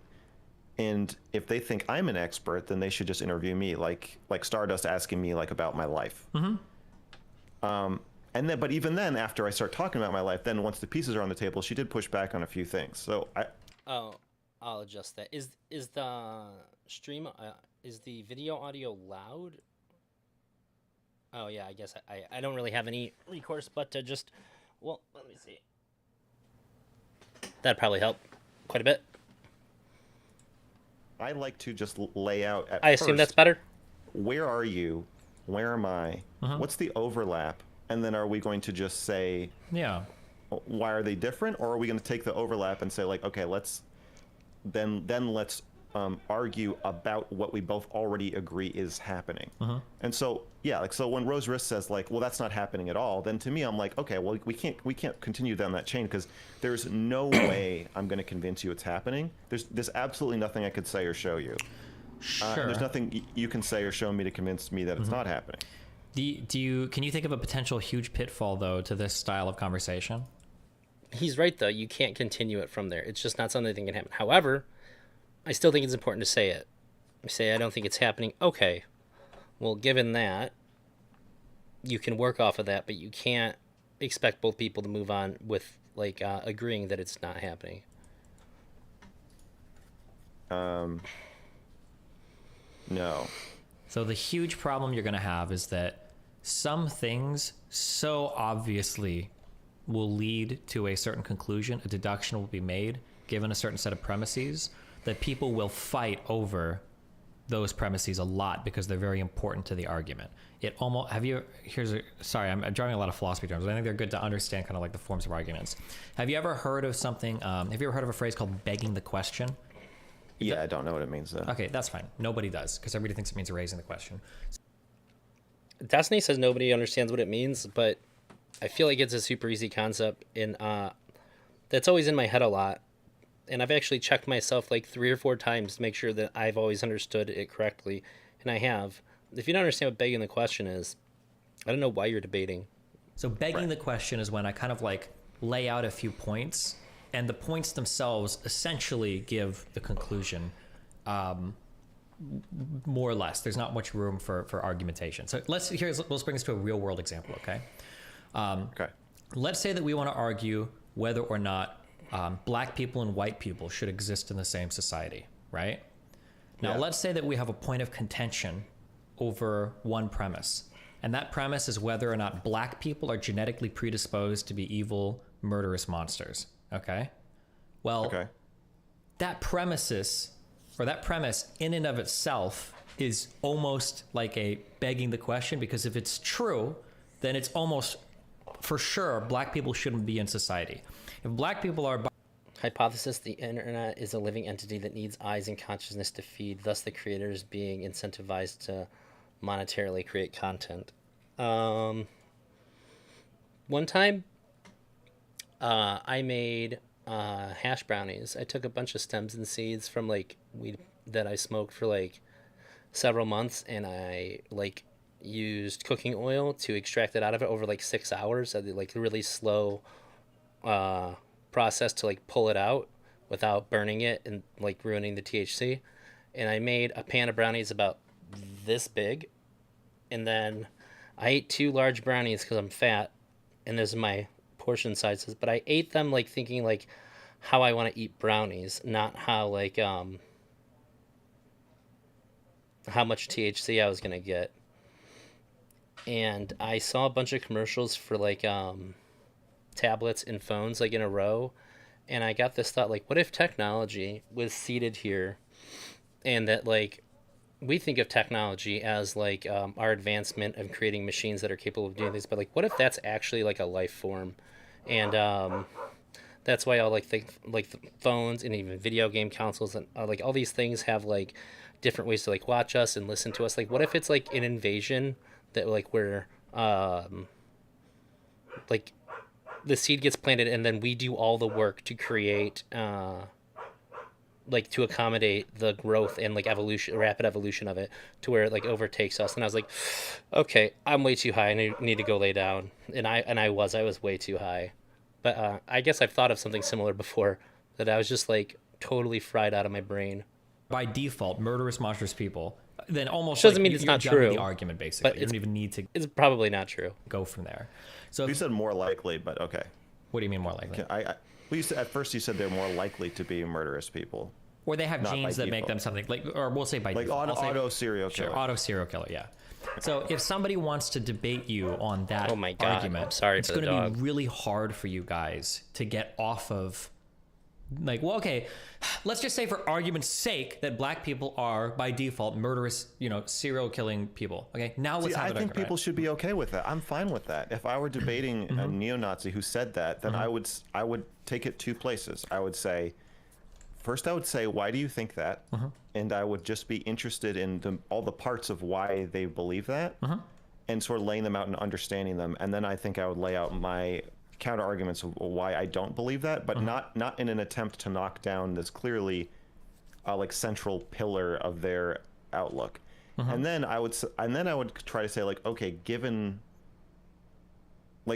in the all auto serial killers one, I think there would not be a lot of room for this. But if they say they're genetically predisposed to be more likely to commit murders or something, then I think I would still engage. I would just say, like, I don't think this, but let's go through it and act like we do think it, and see if it still makes sense to go where you're going. And I think that that's actually valuable, because It Yeah, can be. I agree with that. But Yeah. the problem is you're almost for sure going to have a conversation that more or less validates everything Cool. that Thank you, somebody Al. else is saying that you might find like morally abhorrent, I think is the issue. I Because- don't. I don't. Because I we don't could agree with- basically walk through like a whole bunch of these like examples for why they're right or why their point of view is correct or whatever, and they're probably going to Yeah. be vindicated in moral survey. Like, well, you know, I want a society that's safe for my kids. Like, okay, well, if black people are beautiful, yeah, black people will be dangerous for children. Black people will be dangerous for all of these like things that we would say are good societally speaking, right? We can't have parks anymore. We can't go outside anymore. Like, yeah, you're right. Yeah, you know, and you basically be saying all of these things. Now, maybe in your mind, you're in this position like, well, of course, this is starting from an assumption that I disagree with. But the average person is going to hear the conversation and be like, okay, shit, like this guy just is full on like agreeing with a Nazi. And the Nazi is going to feel really vindicated. It's like, Yeah, that's so funny you said that. I was just thinking this is like the most like if you had malicious intent, this conversation would be so clippable to make them look terrible. oh, this guy agrees with me. I'm like actually really reasonable. Even though that huge fundamental disagreement at the beginning is essentially like doing all of the heavy lifting in this argument. But you see the pitfall of that view, in that people with abhorrent or extremely morally or immoral ideas or arguments or goals are not talking to people who will listen to them or understand them, or who don't already agree with them. Yeah, I understand that's an issue, but I mean, like, but I think it's a bigger issue. it is an issue, but it's going to it's going to depend on those initial premises, because some premises you're not going to be able to get by. You're going to be fucked. I don't agree. Well, because think if we're that having it- a position, if we're having a debate on how we should deal with black people in society, and I'm starting from the premise that black people automatically have a set of genes that makes them like orders of magnitude inferior, multiple statistical deviations off from like a white man or a white person, it's going to be almost impossible for you to move me into an area where I don't feel the need to create some sort of like white ethno state. I don't think I need to. I guess I don't think it's my obligation to move you to a place by the end of the conversation that I deem like morally okay. What's I the think I goal of wouldn't the try. conversation then? Yeah, go ahead. I think to, one, show you that I'm willing to talk to you. I think that alone is worth a lot. And and just kind of look over your ideas and see if there are places where I think the most valuable thing would be like if I actually agree with some of the parts. So I can't tell you why you're enjoying watching me go through this, but the reason why I'm doing it is because I need to rewatch it for the script for my Mr. Girl video. Because obviously him and Destiny, like their relationship prior and post like bridge burning is really important to telling the story of Mr. Girl. And I was just having a lot of trouble remembering some of the more important things that had occurred. So I, like when I was getting to that part, I'm just like, I don't really remember the details, and I want to make sure that I get it right. Of your premise, or kind of like various anchors, and then if you look at the rest of mine and see like that they're different, I think that could shift you a little bit. I just don't think I would be saying, if this person's still a white supremacist by the end of this conversation, then I'll have failed unless I hang up on them and call them a Nazi. Then I don't I'm think okay. that's. I don't think that's the goal. I agree that's too far, but I would say that your movement in the other direction is equally as far. That it just doesn't accomplish anything. Like if I'm talking to somebody, I'll match on descriptive realities that are real. Because sometimes people won't even do that. I'll make a concession like, yeah, this is a good observation, or this is true, okay? Even if it sucks for me, it is true. But Yeah. you can't, I don't think you can just agree with every premises because, or agree with every premise. Premises isn't a word, right? I keep saying premises. You can't agree with every premise because a lot of these are going to be like, it's just going to deductively do all the work for a person's argument that might be abhorrent. And depending on what your goal is, you've basically like validated everything they've said, and there's not really much room to push back on. I agree that the example you're giving almost entirely close the door, where if I say, okay, all X people are psycho murderers, so therefore you want to put them in jail, like, yeah, that makes sense. But I also think that it kind of mitigates the problem with that, and that it would be a very short conversation. I mean, I would just say, like, Yeah. And to your, I would say I think then we need to have a new conversation, maybe about a part of this, or we might have just hit the end. sure. And then to your credit, not all of these fundamental differences are going to be that extreme, right? Like there might be some that I can work around depending on who I'm talking to. Or there might be some that, like, if somebody says, well, feminists, women that enter the workforce, you know, they're always going to be a little bit less happy than men. And it's like, I don't know if I agree with that, but okay, let's work from there. What do you want to do anyway, right? Like you can, Right. yeah, there are some you can work around. It's just going to depend on the nature of the conversation, on the topic. It's hard to make a blanket rule for that. Yeah. Okay, premises is like a house, like you're on the premises. Premise, I keep saying premises. Sorry, But premise, like it's premises. different. It's a different. Yeah, sorry, I'm mind fucking myself. But yeah, okay, go ahead. Yeah. So I mean, I just wanted to clear up that my problem with debate in the Rose wrist debate, and again, I like Rose wrist. I like. If you haven't seen that, that was a really good one. Mr. Girl was like super new to engaging with streamers. It might have been the first streamer that he talked to. I'm not 100% sure. But it was one of the first things I watched of his all the way through. Is that he wants me to take the binder out, or the appearance of the binder that was not already there on the table? I think that's what bothers me. And I would rather see. I think it's much more productive rather than getting bogged down in statistics. If we can both agree, or even if you present a statistic and then I say, okay, I believe that, like then it's admitted into play. But if I say like, I don't want you to, like, I haven't read about this as much as you, and I don't want to just talk about our beliefs, where we already are and what we already have in our heads. I think it is useful to just, especially with something like gender, which that's a weird one, because my argument is that that it is a belief. Sure. That like gender is like a religion. And so it's like arguing with a Christian, and they're like, yeah, you can go ahead. I can see chat. I just have to look at it. I'm also trying to read Destiny's chat I'm trying to pick up when he's looking at it and see what he's reading during their conversation. Okay, coach, I'm ready to play. If you want a sideman for the review and discussion, I'm in the waiting room. Like, you want to talk about this while it's going on? Let's see.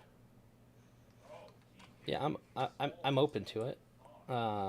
Just give me to hear when they actually start talking to each other about like their stuff, instead of this long drawn out thing.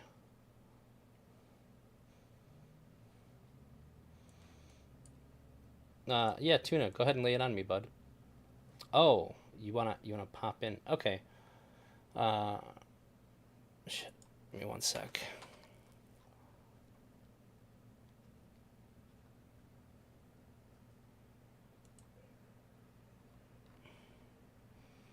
And then I'll bring Sfaxon in for the next little part here.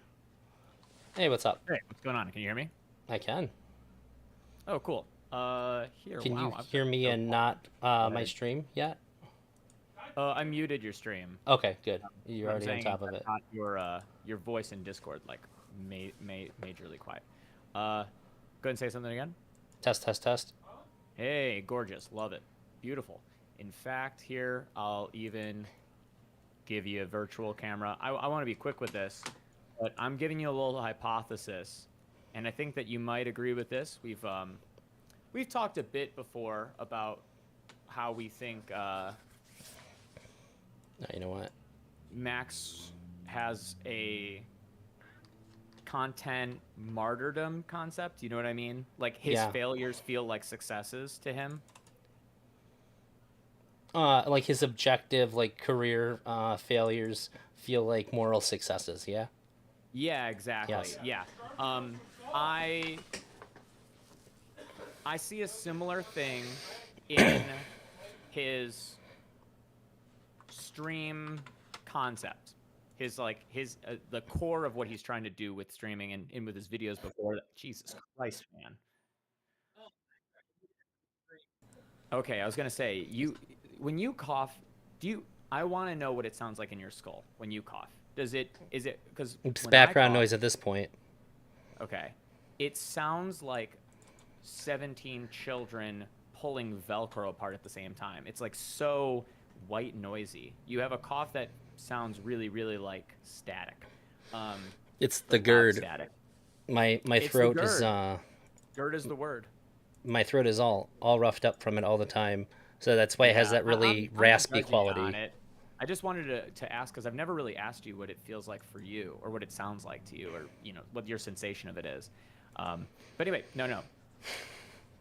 His failures, his career failures, him being banned for saying things that are too controversial, it seems like it feels like a success to him because his entire point, as you said before, if you can empathize with a pedophile, you can empathize with anybody. He almost wants to experience the type of dejection that the wretched of the earth feel. He needs to go where they go. He could have not.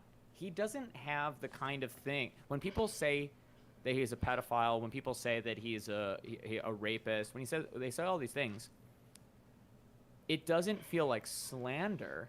It feels like, yeah, I am trying to embody the social place where the dejected go.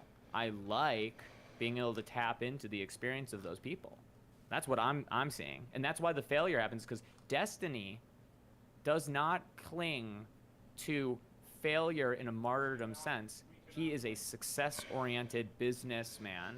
He goes where Fresh and Fit are, even if he thinks that Fresh and Fit are deplorable people in their ideas, in their platforming, in their content. He knows that it's successful. Yeah, I think that Destiny's willing to go somewhere assuming that he can be successful doing it. But basically the difference here is that I think that Mr. Girl is more internally focused on what he's doing, where Destiny is almost exclusively externally focused on what he's doing. Mr. Girl cares about how he feels about it, and Destiny cares about how everybody else feels about what he's doing. You disagree? You're missing something really supreme here, because Destiny is internally focused too. It's that Destiny's personal feeling of success is in harmony with others' opinion. Mr. Girl, success for him requires being rejected.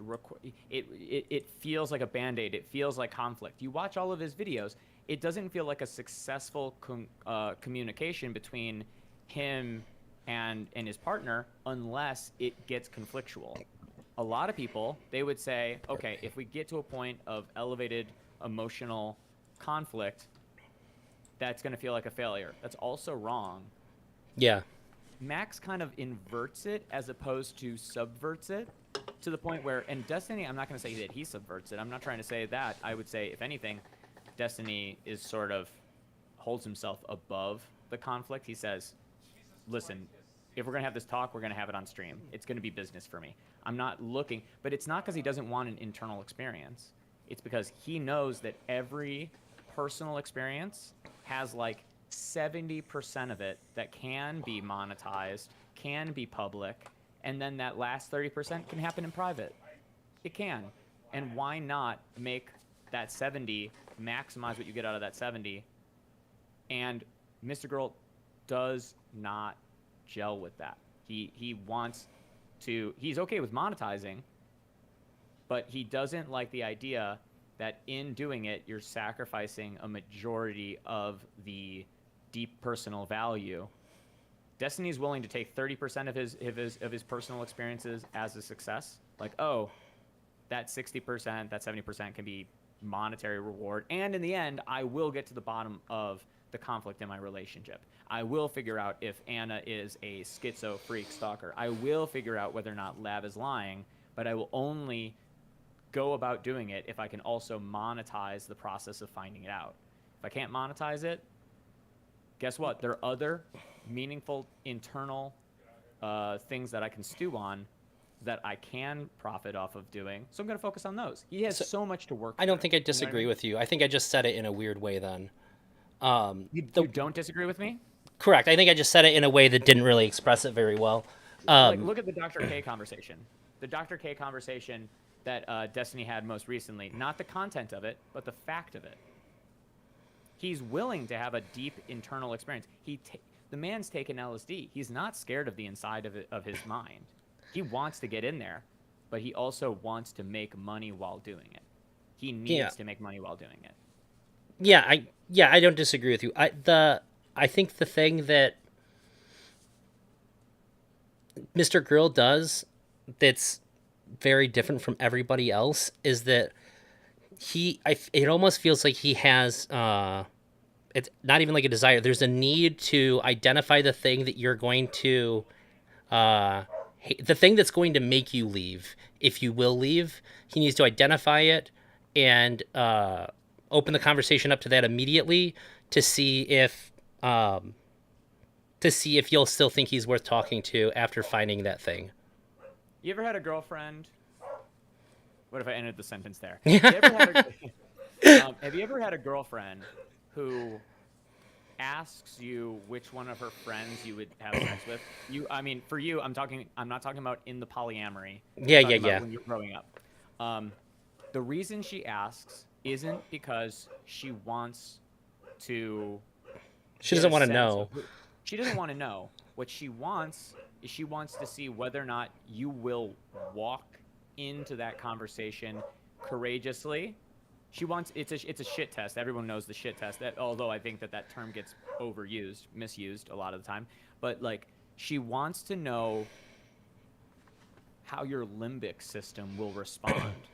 Mr. Girl is obsessed with knowing how your limbic system will respond and how you will dig yourself out of that emotional experience. And it's almost a form of purity testing that I think is unnecessary, because if Mr. Girl wants to have deep conversations with people and cure people of that animalistic need to avoid what is disgusting, uncomfortable, gross, I would say he needs to meet it closer to where to the line. But he loves going straight to the line, pushing the person over, and saying, "Hey, by the way," kind of like throwing your kid in the pool. Can you swim? Can you swim, or will you sing? That's not good when you're talking about like pedophiles. It's not good when you're talking about Jews in the Holocaust. It's not good when you are talking with people about school shooters. Yet at the same time, he demands that you swim, not sink. Yeah, so I love the conflict, but that's where it fails, because he and Destiny will never align because they have they have a different idea of what success is, not what being is, not what constitutes good content, but what constitutes them being successful in the content. Yeah, you get what I mean? There's not even now. I'm not saying that I know. I'm usually pretty hesitant when I ascribe like what's happening internally, like with Mr. Girl, because people try to ask me, why does he do this? Why does he do that? And I'm like, I'm not him. But the thing that I think I'm the most confident about, which still could be wrong, is that I think that as he tells stories about his life, he's constantly being rejected by other people, and then also ejected as well. They're not just rejecting him, but it's like, I know that you don't want to go, so we're going to remove you now. So I think he needs to find out, am I going to be rejected and ejected sooner rather than later? School, YouTube, Twitch, Patreon. Family. Family, obviously. Family starts earlier than anything else. I know and to contraposition that with Destiny is a person not that gets left, but who leaves. Yeah. And especially that's why Mr. Girl is so attracted to him. Because the idea of someone who leaves, not leaving you, that's what he wants more than anything. Yeah. A person who leaves, but because he's so incredibly unique and sophisticated in his willingness to And then he sees in Destiny also, like, Destiny is famously willing to have conversations in ways, like, he's the reason that, say, some of the, you know, his He conversations. talked to Amos Yee. He'll talk to anybody, and he'll stick with the conversation forever. But my God, he's not going to follow you into poverty. Yeah. The one place he will not bring you, he will not go with you. And Mr. Girl wants him to go the one place he's not willing to go, which is career suicide. That's Yeah, where I it don't falls think he apart. thinks of it that way, but that's what it would definitely feel like to Destiny when he's saying like, "Will you play video games with me off stream?"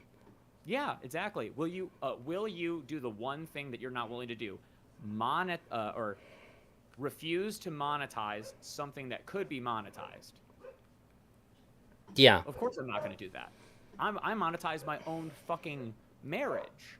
I monetize my child. I monetize my spiritual awakening. I monetize my if It's you kind think of crazy. the- There's no sex tape at this point.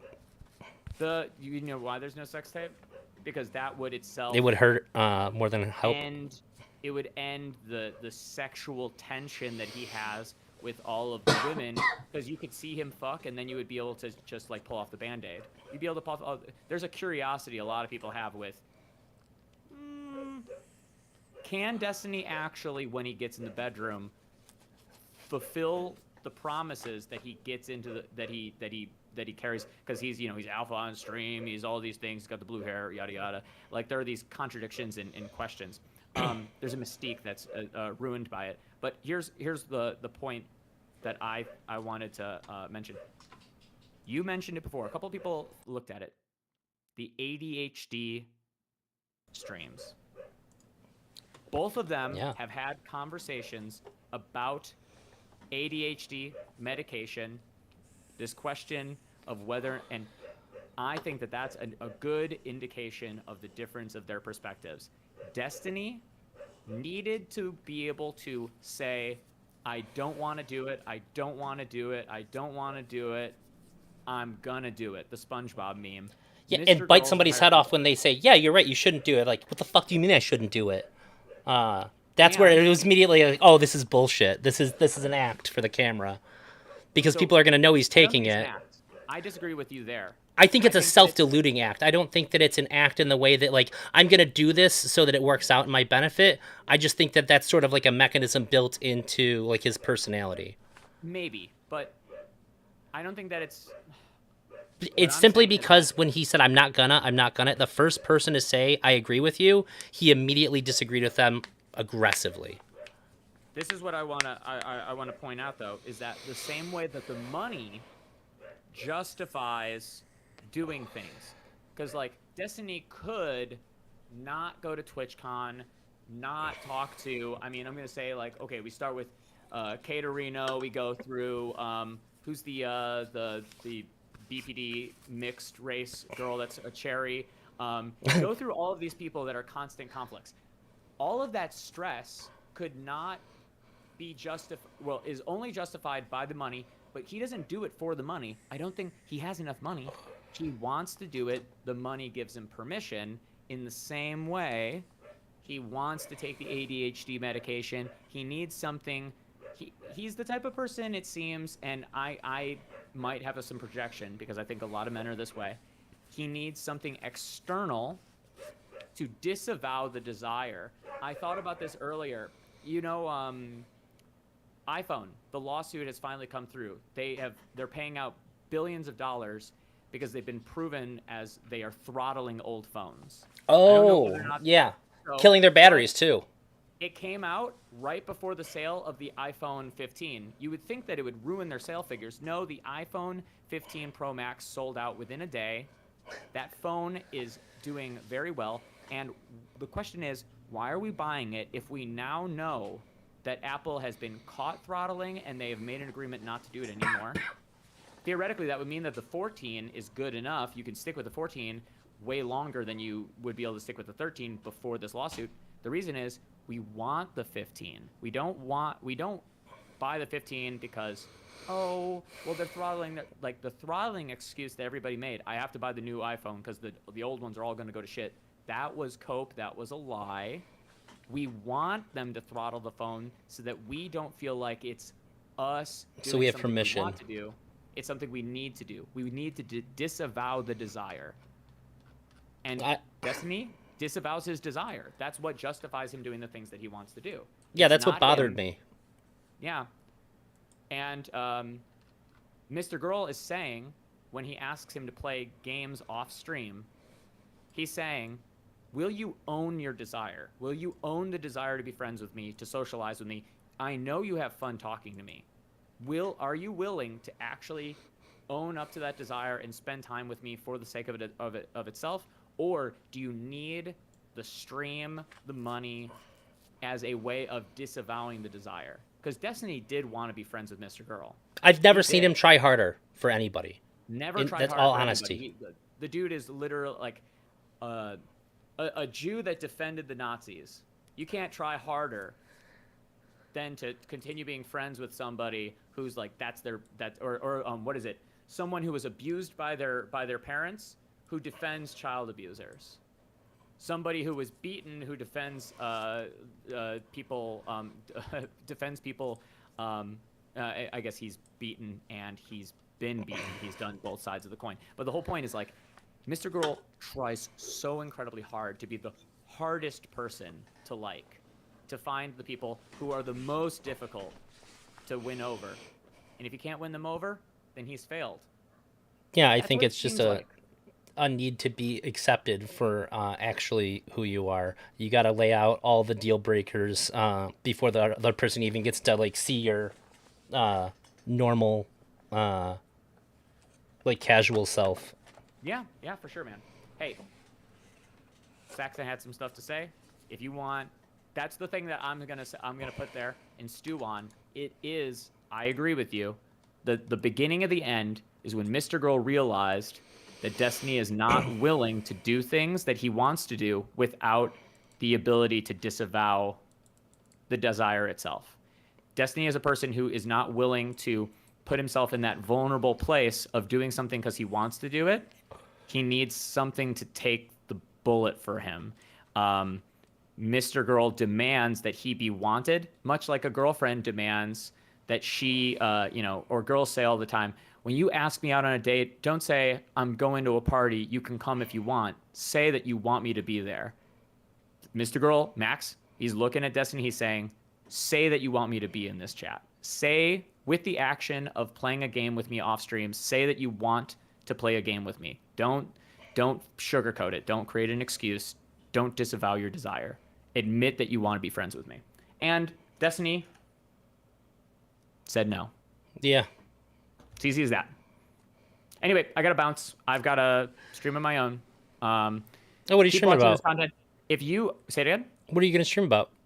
So we're getting deeper into Lies of P. I've got some things I can talk about that are going to be talked about, but I'm not streaming about something nearly as much as I'm just getting deeper into. Me and Kilo next Wednesday are going to do a review of Lies of P. One person who's beaten the game, one person who's in the middle of the game. We're going to have a conversation about that. Basically say what mechanics, while you're like, say, 15 hours into the game to 20 hours into the game, which is where I am, feel interesting and good. Have they gotten old for somebody who's gotten to the end of the game? What things feel like they're lacking in the beginning of the game?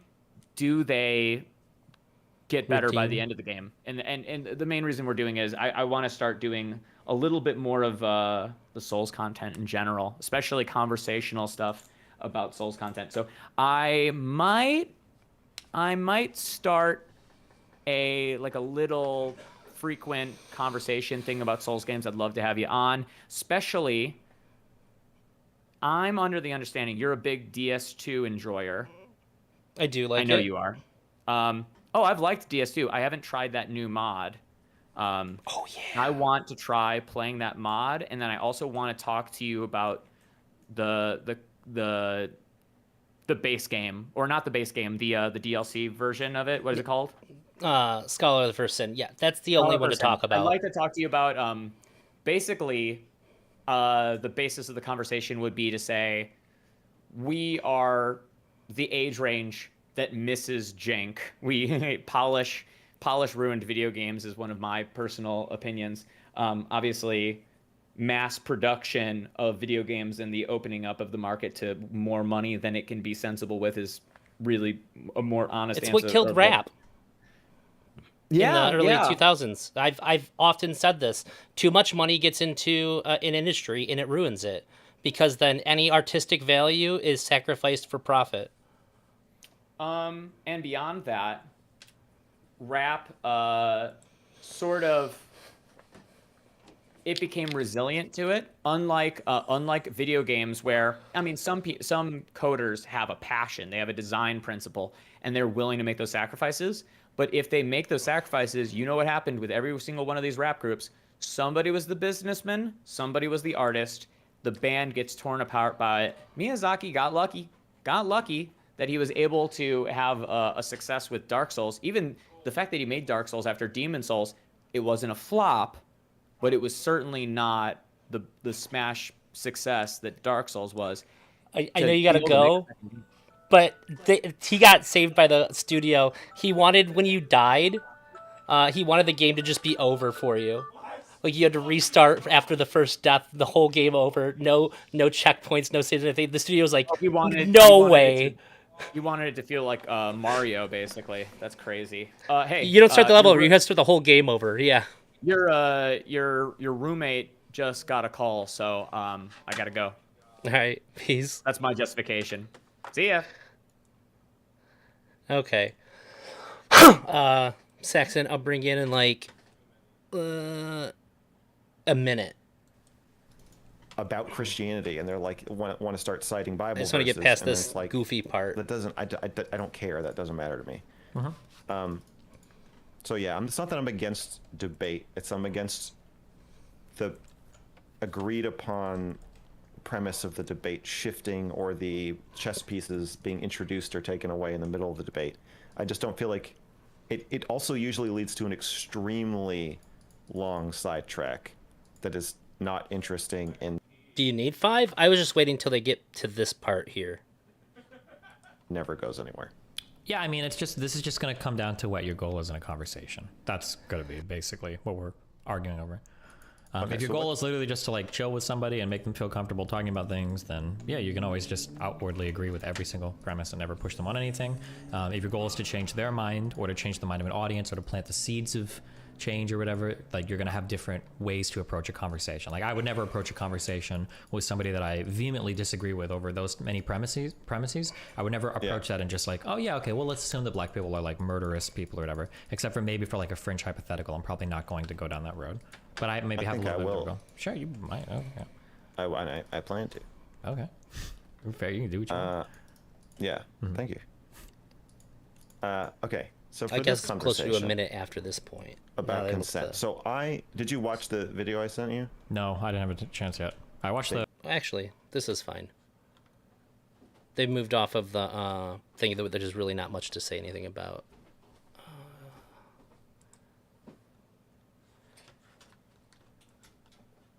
Hello? Hello.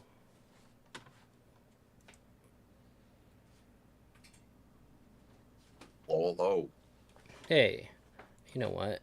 Let me just change my mirror. How's this sound?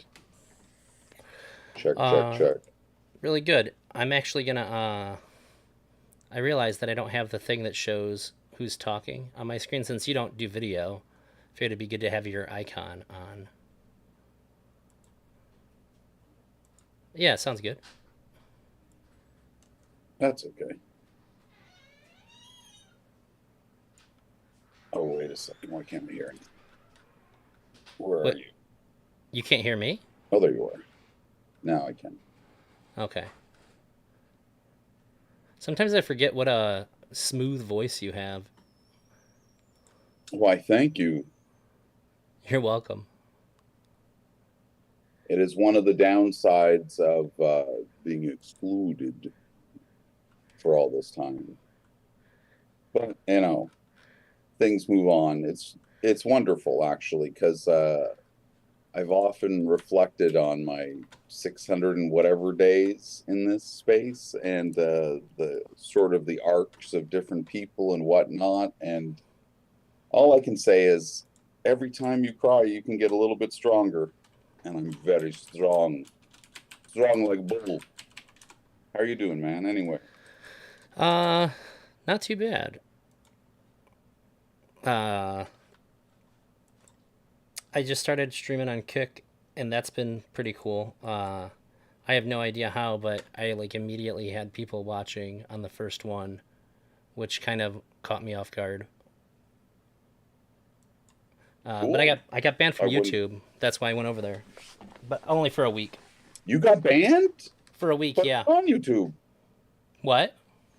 Oh, for a week. For a Aren't week. we on YouTube? It was my first. It was That's my right, first that's right, time that's getting right, that's right. a strike. It's dumb. I'm still mad about it. It happens. And it's hard to know. The ever-changing nature of this space is something that a lot of people don't really want to believe might change so much that the future is not at all guaranteed. Yeah, it seems like they changed their policy rather recently. Because I was covering a music thing, and a ton of people have covered this guy's music, and he's like completely fine with it. He endorses it. And then somebody got like their channel shut down for just doing like react streams, and I was like, oh my god! And they've been around for like 6 years or something. So like I guess it's not just me, but it seems weird when the person's like openly okay with people using their music to get a strike for it. Intellectual property is at the heart of YouTube's entire thing, right? So Yeah. React is essentially like looking at the different people who are reacting to the React scandals or whatnot, starting with, say, Hassan, right? Ultimately, theoretically, people should and could get paid. And I've mentioned to Chud and others, like if 20% of your revenue had to be paid towards intellectual property fees for what you're covering, it's a business cost. Yeah, right? they'd still do it. They'd piss and moan about it and keep just doing make it. more money. So much of all this is that there's like basically, zero effort, zero capital, except just looking into a camera for 10 hours a day and hoping and praying you might be one of the lucky ones. But there's a lot of attribution bias of what makes a person successful, and that can bring us to the topic at hand of Mr. Girl and Mr. Destiny. Yeah. So I don't necessarily disagree with what Tuna said on Mr. Grill's side. I do think there's absolutely, more. but there's so much more to sort of, work the clay. It's like a lot of times with like a one-on-one discussion, a person will say, here's the clay, and the other person says, oh, that's a good clay. But there's so much more. That's why from the beginning days in Mr. Girl, I'd say, hey, people, you want to do bone dialogue instead of yelling at each other like some kind of weirdo online streaming thing? But I didn't realize that pretty much everybody is totally into being a streamer. I came from the Zoom world. What is it? I think that, but I'm also interested in where like Destiny quit on his end too, which is, I think it's really easy to understand where Mr. Grill was at, but it's harder to see where Destiny said, okay, I'm done with this. So that's why I'm re-examining this older stuff, because I don't think it's something that just happens all at once. Well, my first position to put on the table is that Mr. Girl doing streaming was the worst thing ever. And it theoretically could be for anyone who comes from like a non-toxic space. Even what Mr. Girl was doing. Because when you start to have this chat community, the DGG especially, it starts to become something weird, because the interaction in real time is very different than just having an audience who perceives your art from afar, but rather in real time being able to encourage you to be degenerate or whatever, degenerate even, if you have a good chat. Elder, be good. How would you feel if everyone was like, oh, instead of the blood, give us the meat? Um, I don't know. That's tough. It is tough. It's a really tough thing, but it is entertainment. You know, my other basis of this is that it is an entertainment industry. Yeah. And in terms of the connection to sex, um, it's a casting couch, not a casting stool. You know what I mean? Yeah, that's funny. Um, I don't. I mean, ultimately, it was So I'm clearly a just saying, bad thing I'm for just him to saying start that I'm not, streaming. I'm not excusing the nature of sexual abuse and whatnot, favors and the whole nature of a lot of this, what we're talking about, the especially the Destiny abuse report, as it were. But oh, hold on a second. I got to put my own words on here, so I might forget what I was saying.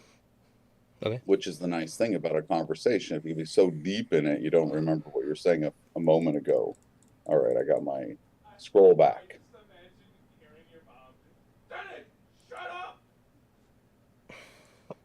So back to the thing about what sort of was the breakdown. Like the thing that a lot of people, there's a lot of things that I have sort of observed and quite happy to put on a table so that people can look at and go, does this change your perspective on said person in some way? The biggest one is Mr. Girl's origin story from 2007 and the first interview that he did, at least it can be found. The one from the school? Yeah, Oh, okay. where he simply states, the woman interviewer asks him, you know, so why do you do it? What are you doing? What is it?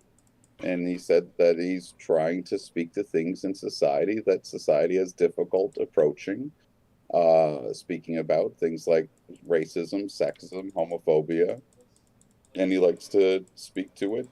He likes to look at it from a humorous perspective and not with a shaky preacher finger. That's the whole Yeah. shtick of Mr. Girl, and it hasn't changed. At least it seems like it. Yeah, it seems like I mean, at the core, I the actually just desire talked to to. somebody who said that if you make jokes and stuff about it, then you're being irresponsible, and I just don't think so. I think it opens it up to an audience that's not willing to listen to people just preaching the whole time.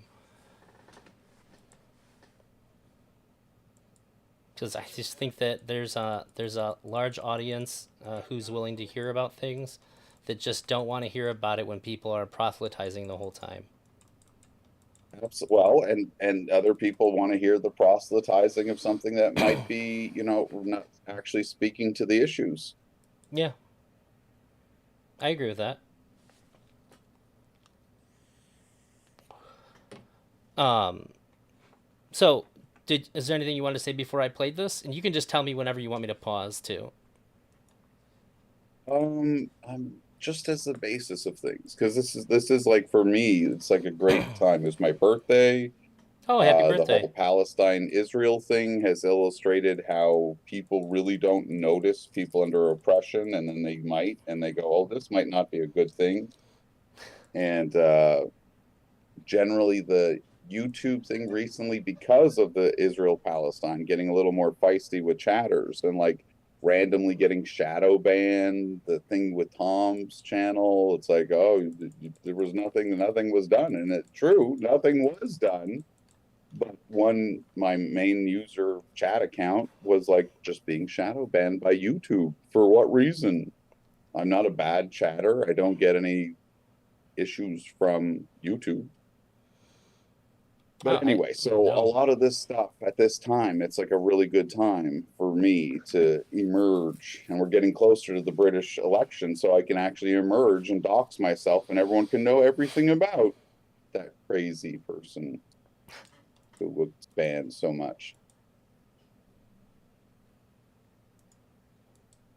I just like people having the opportunity to see a little bit more, sort of like the bigger picture of what Mr. Girl is trying to do to help people see the issues that are hard to, you know, put into the mix. Sure. Generally, people don't want to hear truth.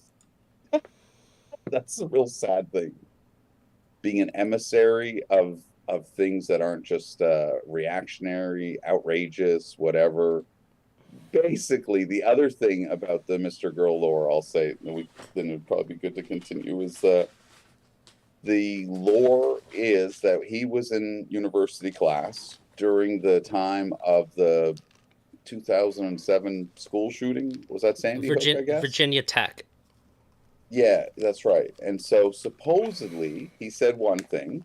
The first thing was having compassion for the shooter is something we can do. Something along those lines, right? And I the believe he said, I think we should reaction by empathize with the shooter. yeah, compassion, empathy, very close. Yeah. But the reaction of the teacher and the other, the professor and the other students was, you're horrible. Yeah, they perceive And it as a then threat. supposedly they goaded him into saying the phrase that got him arrested. Oh, yeah. Which is, hasn't everyone ever thought about hooting up a school? I was hooting, by the way. Yeah. Just to make it technically. Anyway, so, and the idea that the provost or whatever of the university saying, disavow, or else we're going to get you arrested. And supposedly, my perspective is, excuse me, we're at this Institute of Higher Learning and Truth where it's just supposed to be about bullshit and it's going to be okay.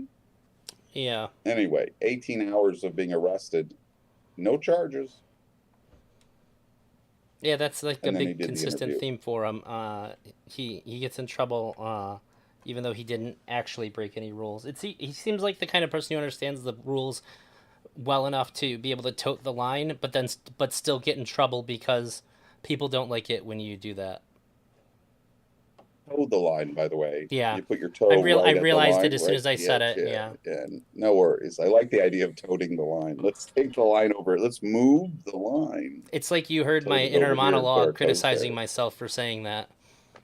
Yeah. And I don't judge people and I don't denigrate people. I just a person might go for their whole life saying tote the line, and it's not bad, but being a little more correct No, I knew can be a better. good thing. Yeah, exactly. Everybody can, and that's what I hate about this space. Not giving people space to be better, to grow. And that's sort of the issue with the communities of hate. Doesn't give people dude. space to rehabilitate. You were bad once and now you're bad forever. That's just how it goes now. Exactly. And It's then you get crazy. on some kind of secret ban list and you ask people, what am I on the list for? And they say, I don't know. Why was I banned from Mr. Girl?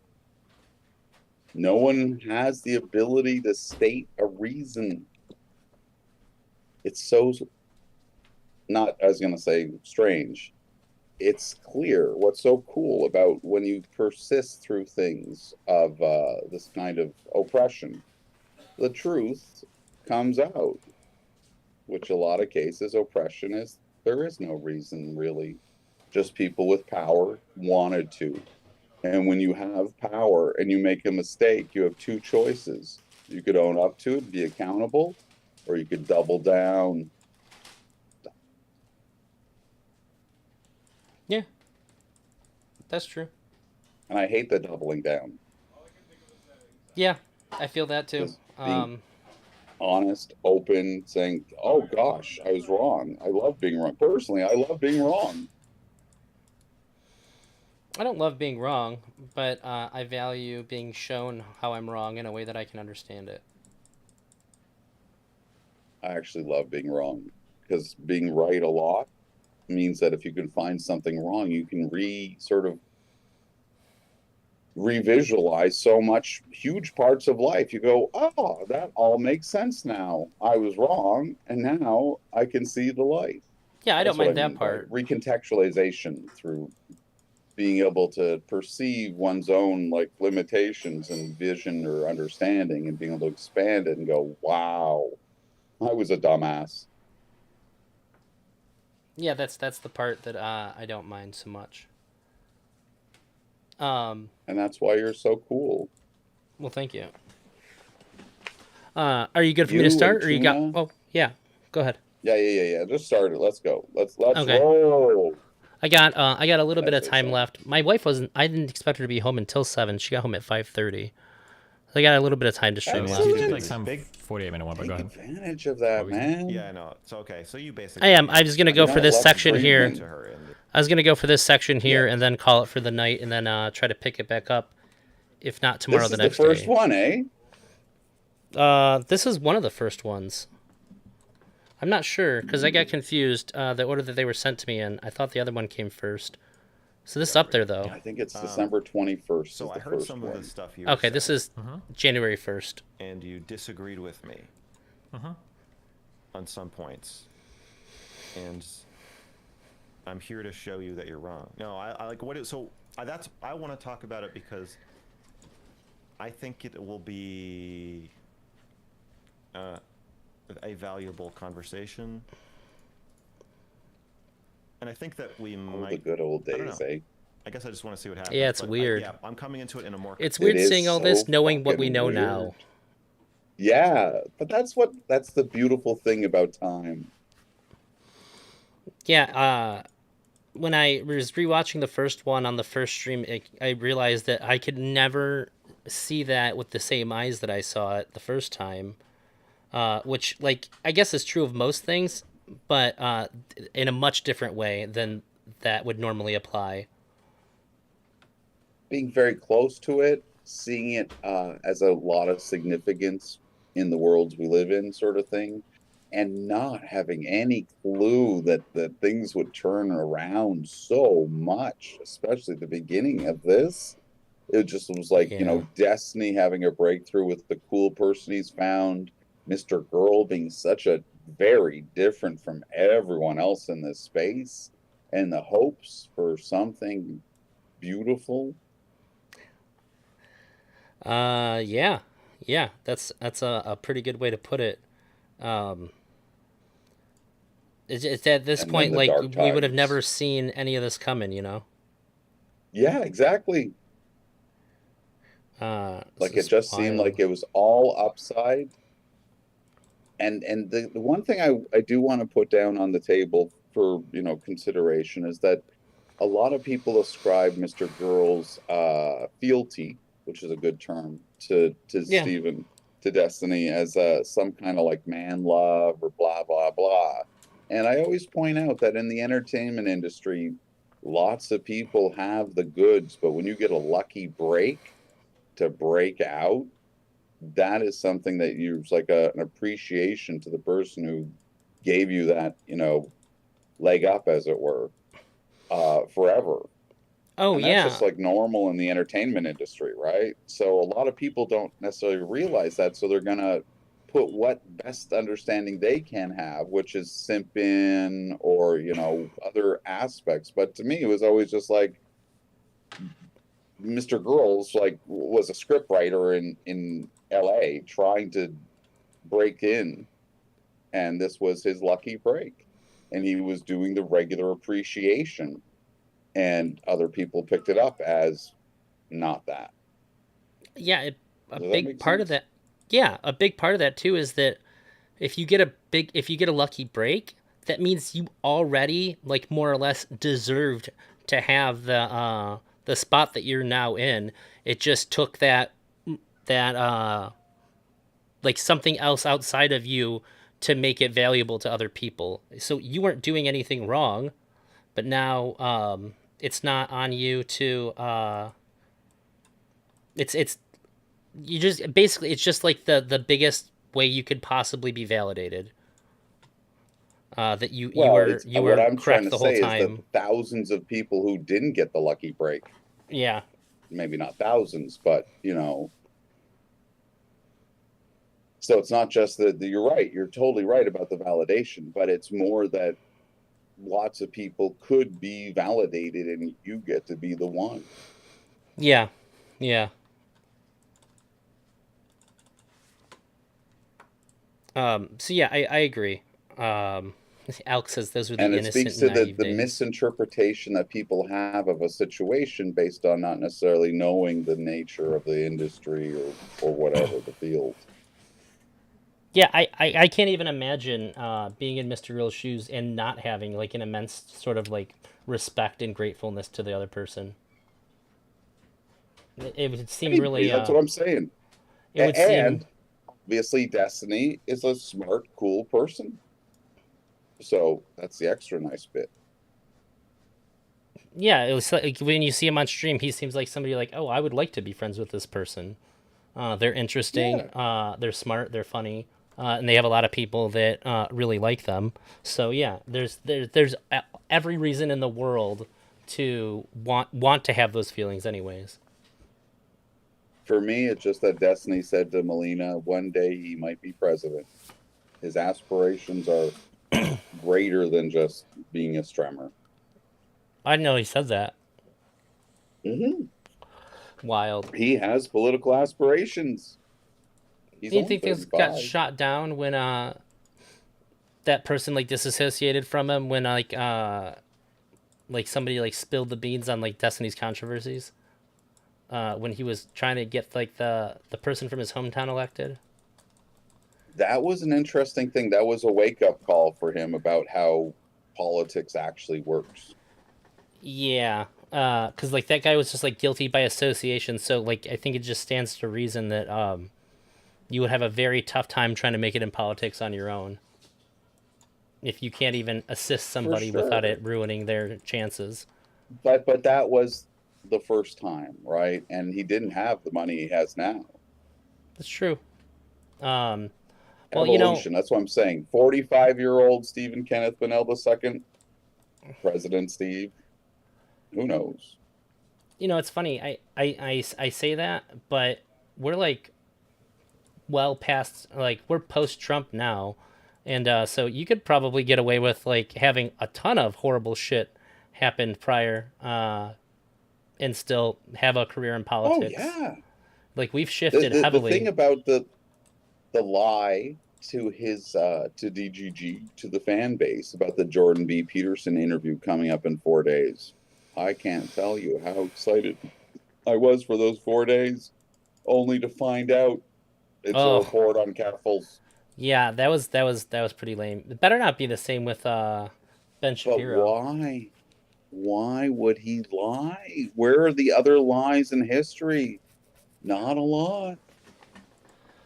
Well, yeah. Otherwise, it wouldn't work. No, but what I'm saying is the.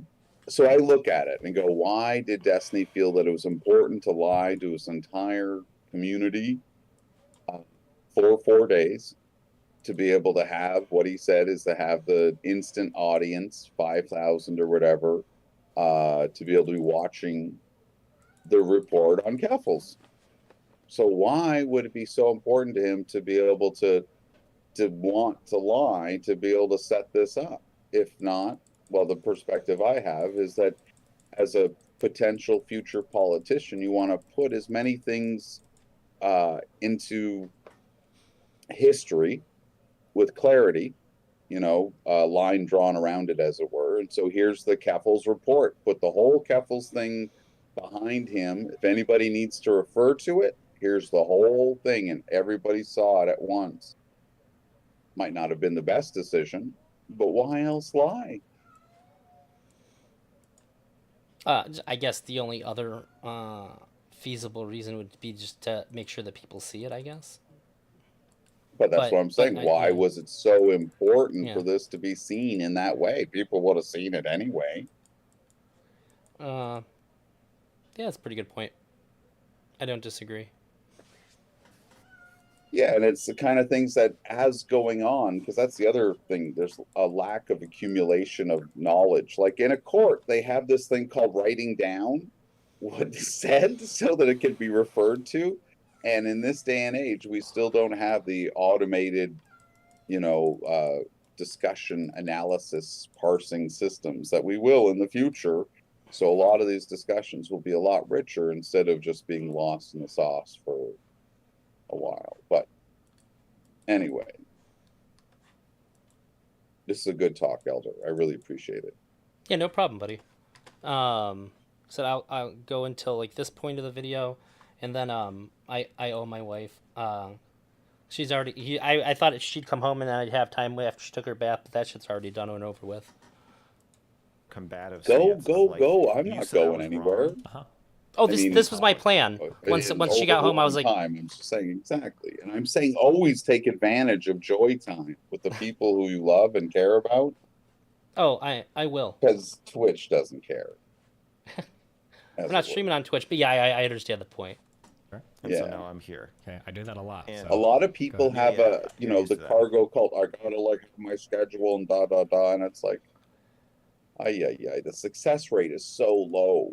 Oh, It I don't makes me care about sad. that. I just care about. I know you don't. I'm trying to get through this so that I'm making these series of streams for my reference point to write the script for the Mr. Grill video. Because I need to, I'm gonna have to reference them again when I'm writing it. Is this like Tom's Destiny documentary?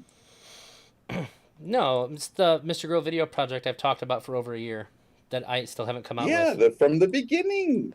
You were the one, and then Will came in to be the second documentarian potentially. Yeah, I never gave up on it, but it's just been. I know. The story to be told has changed so much over the course of the last like 2 years, year and a half, whatever. There could be an annual Mr. Grill review, even. There really could have been. And so There I had. still can be. I future kind of is had bright.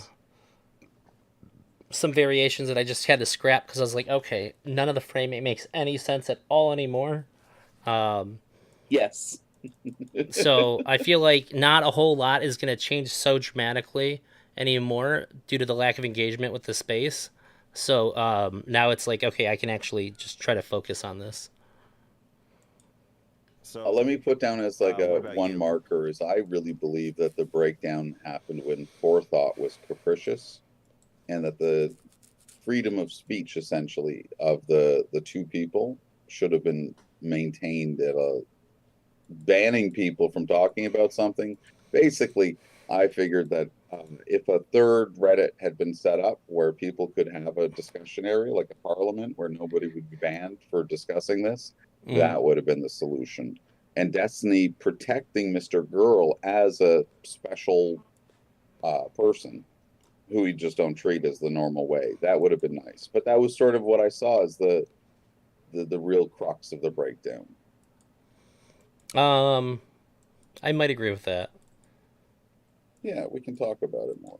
Yeah. Where's your I don't think your stance is immoral. I Roll don't the have video. a really problem with your stance. It's more just like I don't think It's it's going. nuanced enough, or I think you're being unfair to my stance. But it's not. It's not like I don't feel like I should change your mind. Whereas I feel like your stance, your view of my stance is a little bit more like what you're saying is kind of irresponsible. Yeah, or I would view in a conversation, my goal would be to change your mind. Not that we have two different points of view on something. I would say that your point of view leads to things that I would consider like should be avoided, morally wrong or whatever. So I would hope to change your view on it, basically. Okay, so how do we handle that? This has been coming up a lot for me in the past week, where it's not just that people disagree with me, it's that they think that I am doing evil by saying what I'm thinking. And I don't think you're going to take it to that extent, but how do we handle when you think my stance is evil and I think your stance is just like not as expansive or maybe not as nuanced as I think it should be, but I don't think it's necessarily evil. I think it maybe doesn't serve us as well.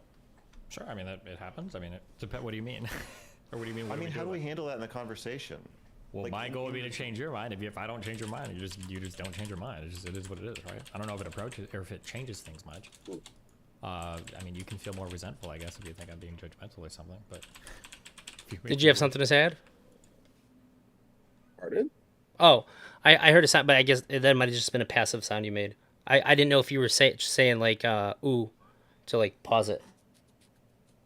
I was thinking of one thing, Oh. which is Shit. There you go. Go ahead. Destiny, his January 2022, New Year's resolution was to burn no bridges. Yeah, it was to. He joked first Yeah. to say, "Oh, I'm going to burn all bridges." And I remember I actually asked him in chat, "Come on, man." And he said, "No, it's to burn no bridges." And what was the year of 2022? Burning the bridges.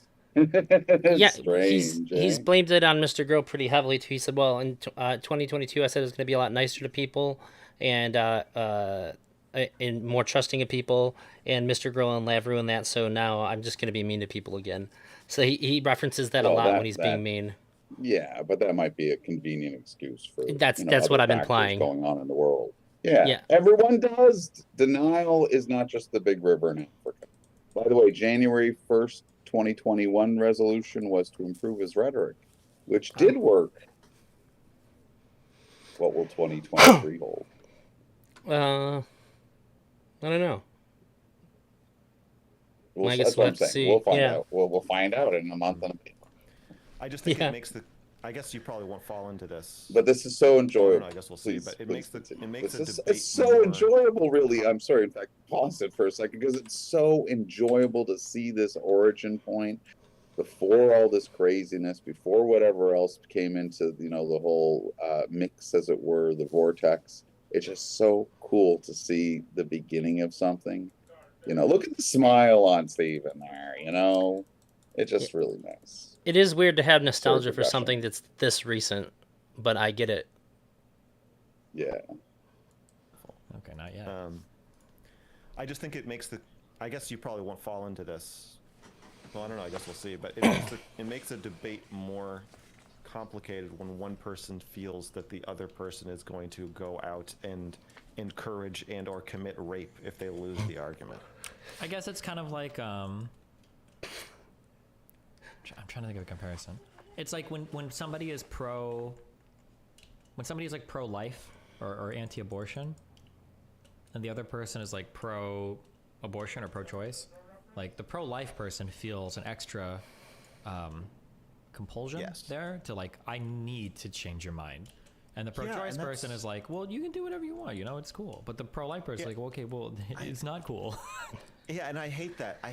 Well, of course you would, because you're on the other side that's not doing the moral compulsion. But I think it's valid for the other person to be like, I really want to change your mind. No. I hate that about pro-choice people. Oh, well, why? Isn't that just what you said, but you want to be those Because people? I think it should be acknowledged. I think that's what I'm trying to do for you. Like in this case, I am the pro-choice person and you're the pro-life person. Yeah. Right? And so I think that the outset of any abortion disagreement, it should be acknowledged that the pro-life people think you're killing a baby. Sure. And like your premise is different, but I think it should be acknowledged like they have a right to be upset if that's what they think is happening. But the conversation always starts with, what I do with my body has nothing to do with you. And it's like that It's a is little not silly. what they think. Yeah. It's very silly and it's unfair. And I think that if people could emotionally empathize with what it's like to believe that like half of the country wants to actually murder babies, I feel like the conversation would be a lot more productive. For sure. Okay, so I guess that's a good first question. How upsetting do you find my stance? I mean, I think it falls in line with a lot of contemporary cultural thought. So I mean, it's not that upsetting. Sam it's just, Harris. I disagree with it. Sam Harris had Okay. an interesting comment similar to this too. What's that? What did what did Sam Harris say? He said that one of the downside of being an anti-theist was that telling someone, some old person, that you won't be meeting your loved ones in heaven. A person who's just a normal person, just living their life with their beliefs and whatnot, that it really kind of feels like shit to like try to jam something down a person's throat like that. Oh, That's why I yeah. use the prime directive a lot. Yeah, I agree with that. I used to be like a really angry, debatey atheist in like everyday life when I was younger, and now I'm just like, that's a bad thing to do. You're hurting people. Humans gonna human, as it were. Yeah. I think that's just that desire to rebel against something like religion, if you've like been around it at a young age. I think it's just you're just so mad that you don't think clearly for a long time. You have to learn it. Somebody can't tell you that that's bad. So you think you're doing something positive. Pretty much, so many ideologies that people have in our modern world are pretty much the same thing. Yeah, just that unwillingness to understand that the other person might not receive the same message that you're putting out because they can't. Blasphemy is my favorite word of 2022, meaning Polysemy. that all words, polysemy, it's a term in linguistics, which means that all words have slightly different meanings to different people in different times in different ways. So if you're really getting stuck on the definition of definition, you probably won't have a productive conversation, really. Yeah, that's why I like it when people define words. That's the thing that I found Yeah. most And when useful people from aren't this stuck space. on it. Yeah, Yeah.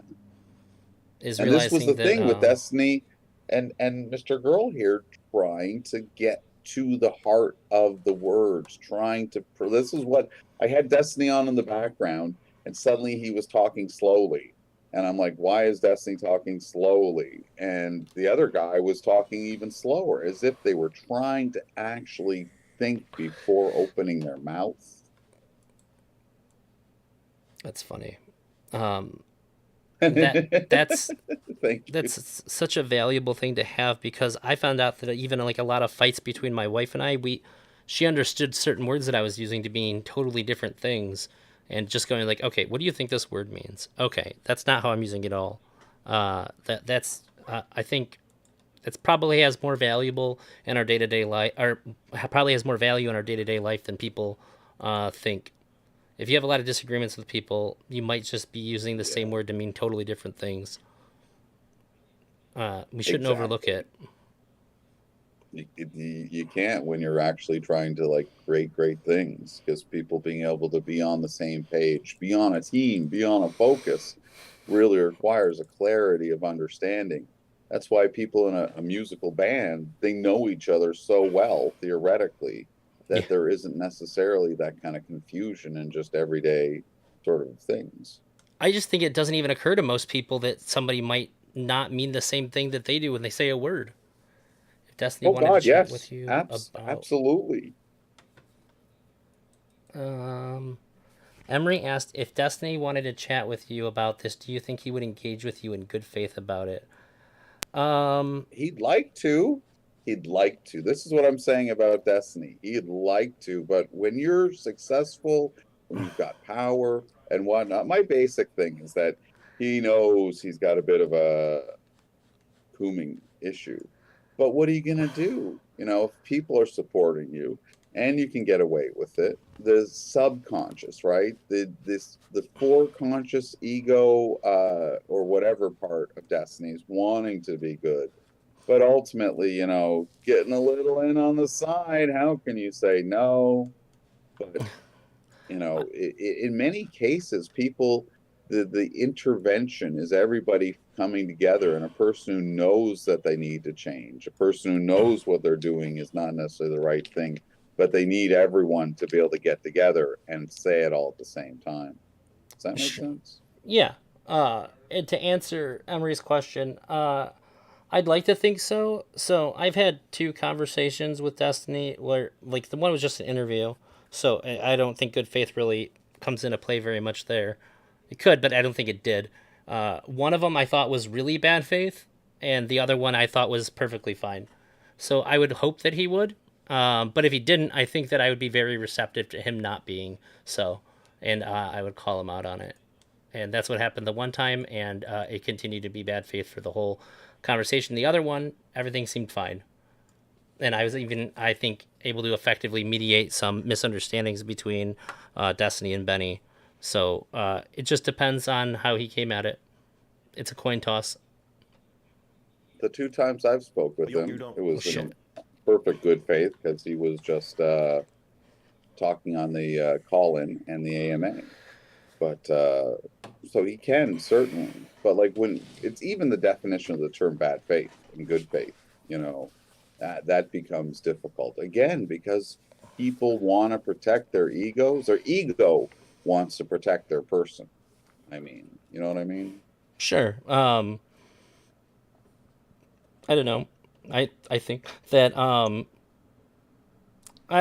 a I mirror is understand. showed, when a mirror is held up to a person so they can see themselves, there's a strong rejection.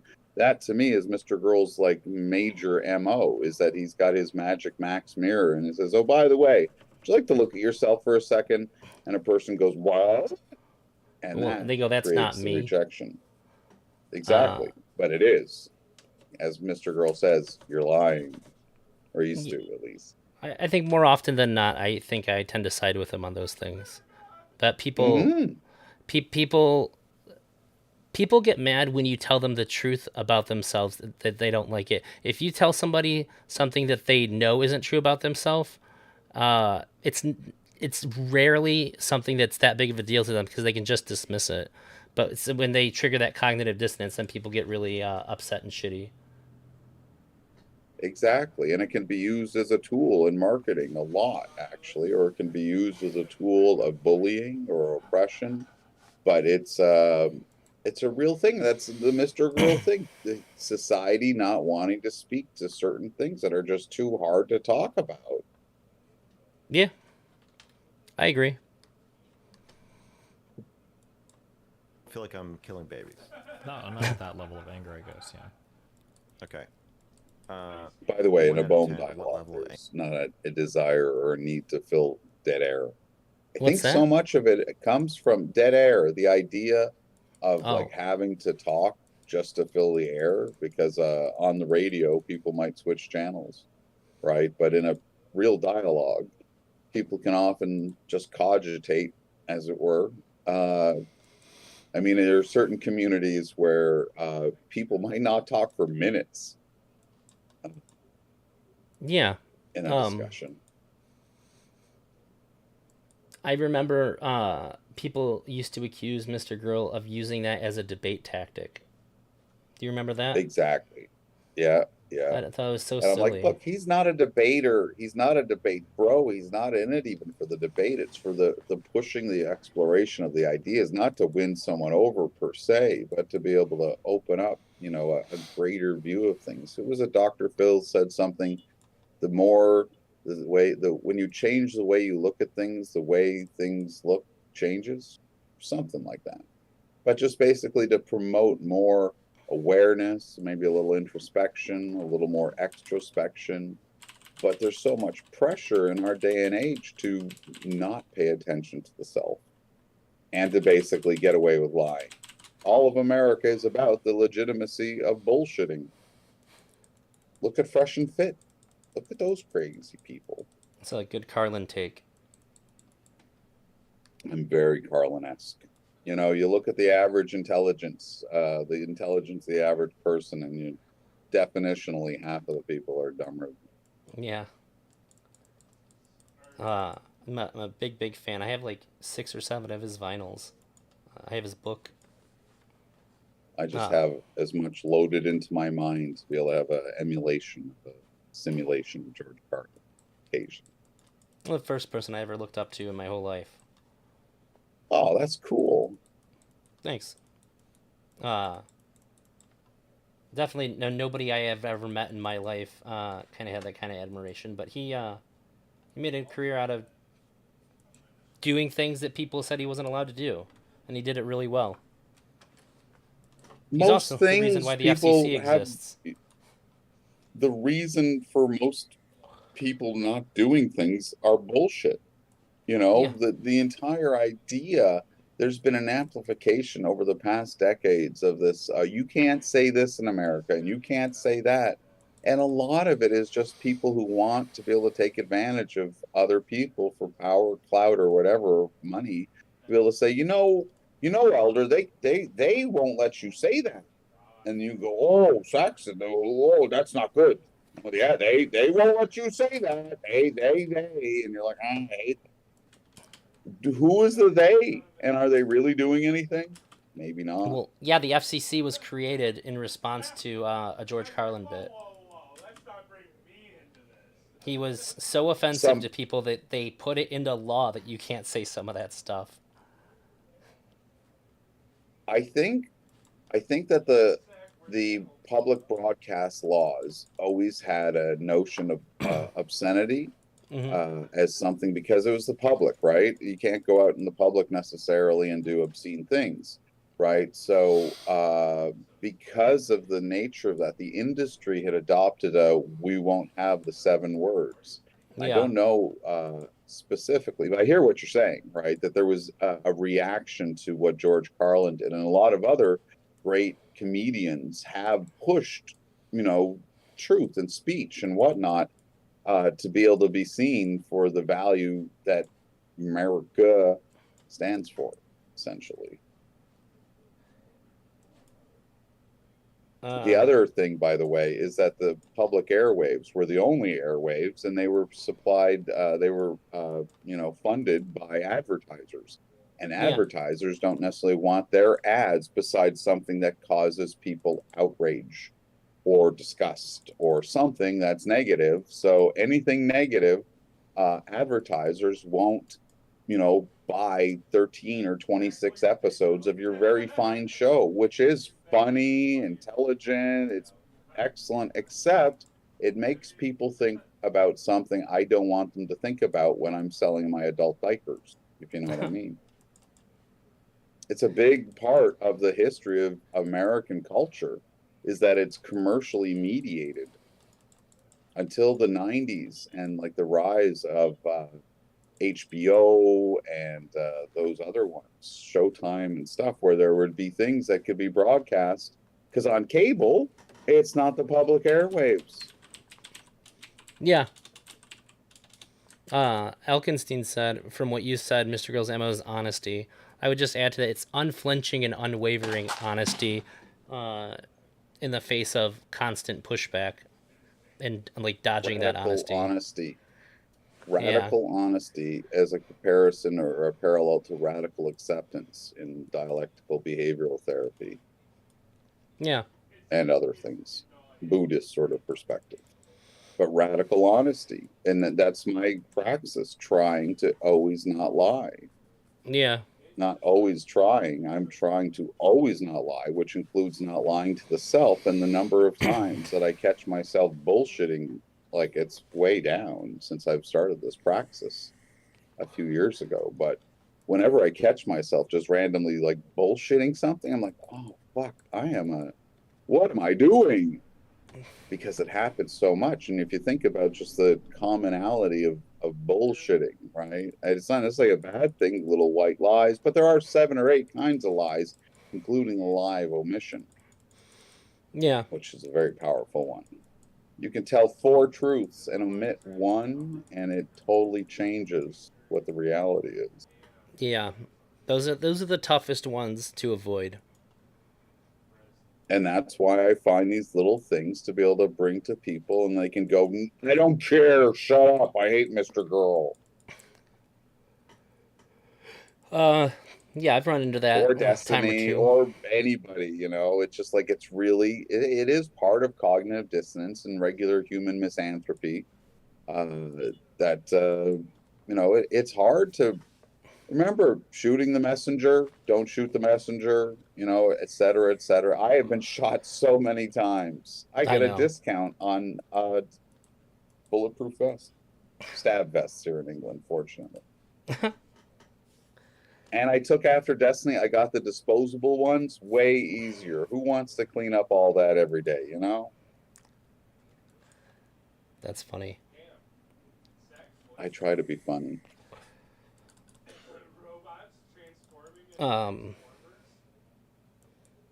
In the light of horror, sometimes the satirical look at how things can be funny despite it being horrifying is not a bad way to be. Yeah, I agree with that. It keeps you out of the school hooting business. Yeah, as it were.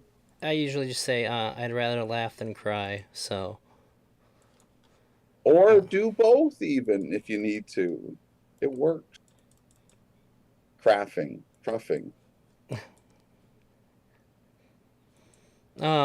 Sure, just given the choice, I find one to be a lot more enjoyable. It's true. All right, you ready to work through this last little section here?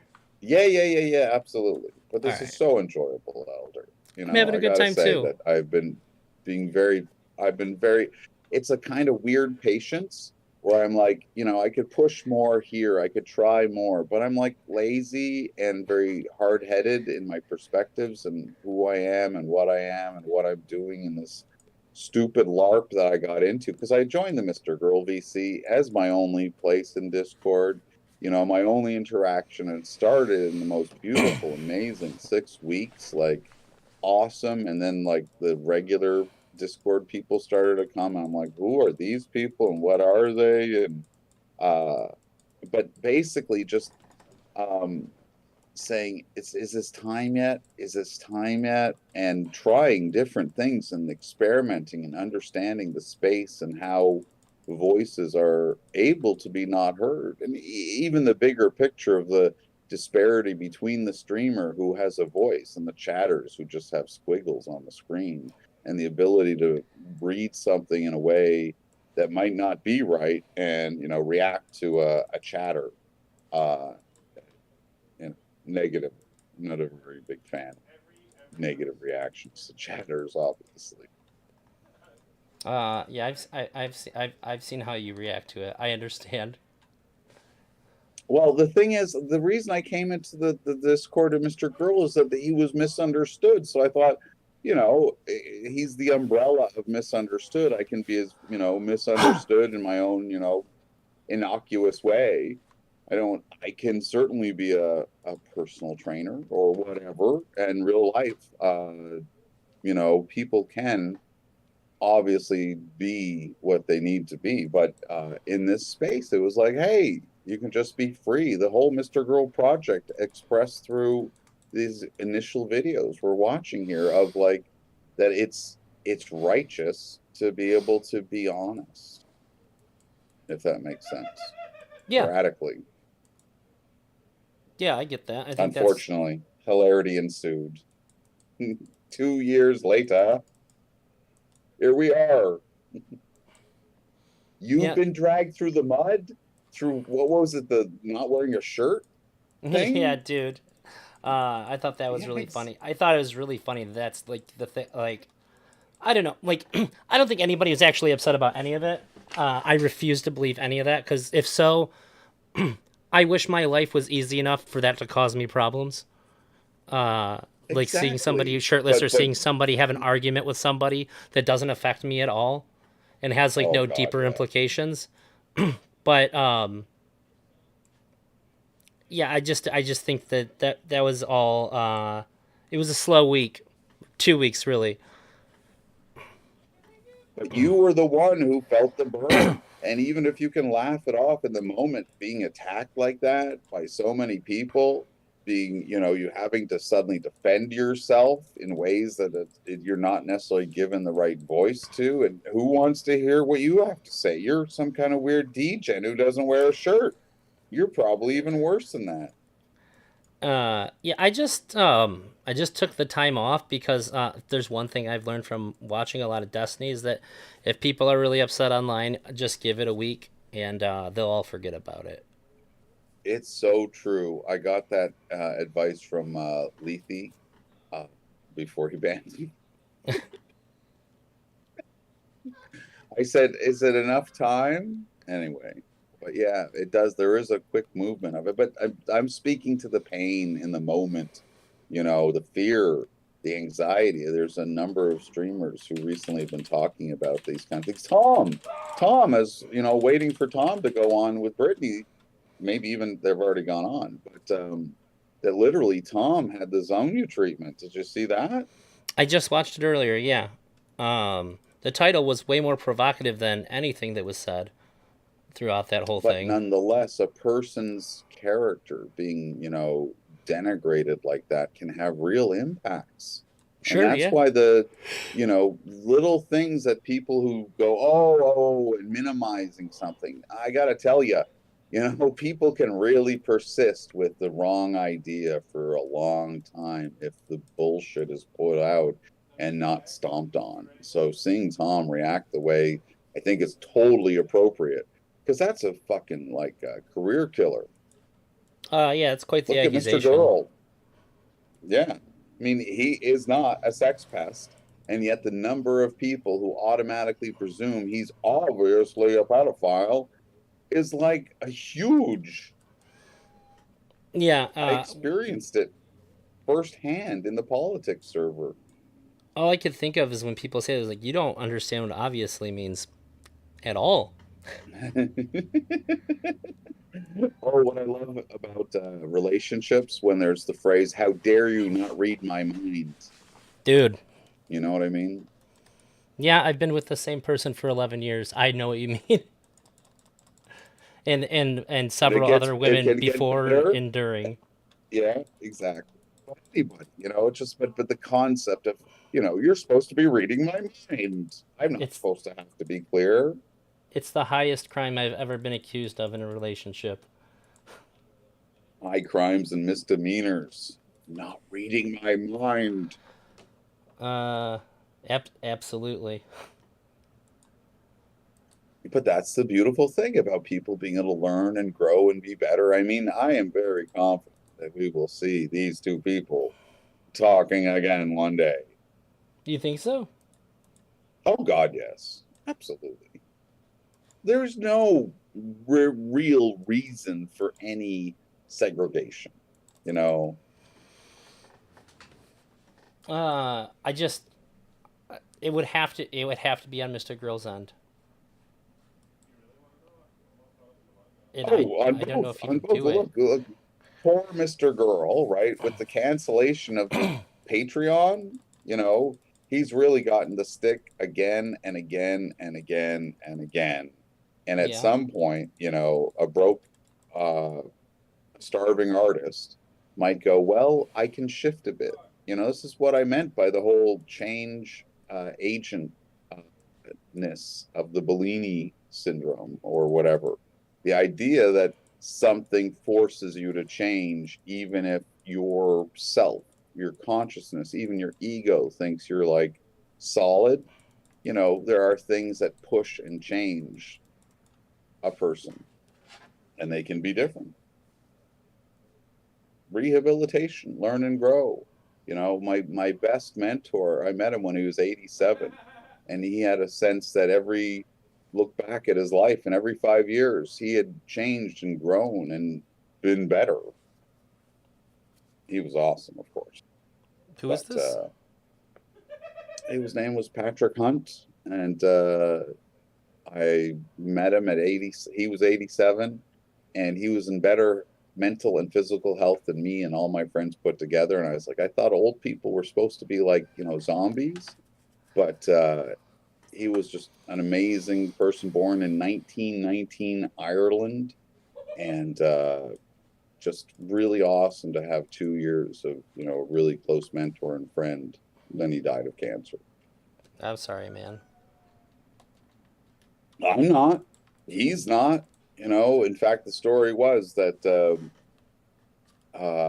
long story short, he was told he had this spot on his lung. His family, his multi-generational family, all wanted him to do anything he could to, live longer. And he was like, I don't know, the treatment and whatnot, and there's no guarantee that I'm going to die from this cancer before I die from just being old. But he did it, and the treatment was not very great for him, and then he died. So he did it for his family, is what I'm saying. Sure. Man, So I don't know if I could do in that. that way. Well, that's the other thing I learned. Don't try to imagine what you would do or not do. Just try to embody the best in terms of skills and abilities to be able to deal with any situation in the moment you can. Trying to figure out what you're going to do in the future, I realized that the number of times I was like, well, I thought this was going to be the way this would be, and it's like, not. And eventually you get wise to it and you go, well, trying to have a bunch of pre-planned heuristics for how to react to certain situations is probably not as effective as being able to build skills and abilities to be able to deal with things as they emerge. Sure. Because you can bring everything you've learned into the mix at that point of that future. Whereas right now, if we were talking, we're 5, it's like, You know, Drazi, what would you do if Santa Claus didn't exist?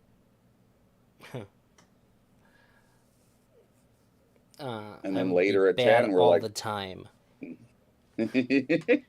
exactly. And that keeps those 5-year-olds down. I really do believe that. I actually just got into it with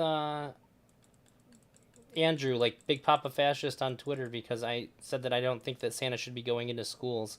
And he said, basically called me a liar because he's never seen me say anything about Santa before that. I'm like, what? Like, it doesn't come up. I'm dead set against Santa. I raised my kid to know that Santa's not real, which caused problems with It, other kids and parents. exactly. And well, it's the whole thing too. It's the asymmetric knowledge awareness, even amongst kids, right? You could have an older kid, you have siblings, whatever, other people, and they're saying Santa doesn't exist. And you're like, no, Santa must exist. How else would I get the presents, right? Mm-hmm. And Santa says that, you know, you better be nice, not naughty. I want the presents, therefore niceness counts. But there is the point that, you know, everybody pretty much went through suddenly not believing in Santa. Yeah, I hit my And parents like you with "Do you said, swear to God Santa's real?" and they didn't know how to deal with that because I I had my discovered the suspicions. presents in a secret location. I'm like, Santa does not keep the presents here. They're on the North Pole. So what the hell is going on? That's funny. I heard rumors on the schoolyard that Santa wasn't real, but I think I've discovered it is, parents. And I was like, whatever. I'll eat the cookies. No more bullshit, Mom. Tell me the fucking truth. Exactly. And my parents were not bullshitters, right? So it's kind of like this, you let it ride, you let it ride, you let it ride, and then at a certain point, the kid says, you know, hey, is this like bullshit? And you go, yeah, a little bit, yeah. And it helps the child understand that a lot of life is bullshitting for, you know, a while or forever. Uh, I hated sometimes I'd hear people try to justify it to like their kids and they find like, well, he's real if you believe in him. Shut the fuck up. No, he's not. What kind of stupid ass shit is that? You're retarding the child. Let's not get into the whole American issue of said retardation, because that's Well, a big issue. But the future is very bright for the ability for people to have a better perspective on truth, even if the truth is complete fantasy. At least it might be filled in nicer than it is today. maybe. One can hope, right? AIs, man, AIs, you know, I've gotten so much personal relief in the past year as this thing has emerged because people have the ability to. The way I put it is that if you're in school and you got to do a project, and you know, traditionally you might go to the library in the school, and talk to a librarian and say, "I've got to do a project on soccer balls or something. Can you help me?" And they say, "Okay, well, here's a section on, you know, sports, and here's a thing on this, and there's this and this." And you go, thank you very much. But imagine if you could have that person 724 and they never say, shut the fuck up.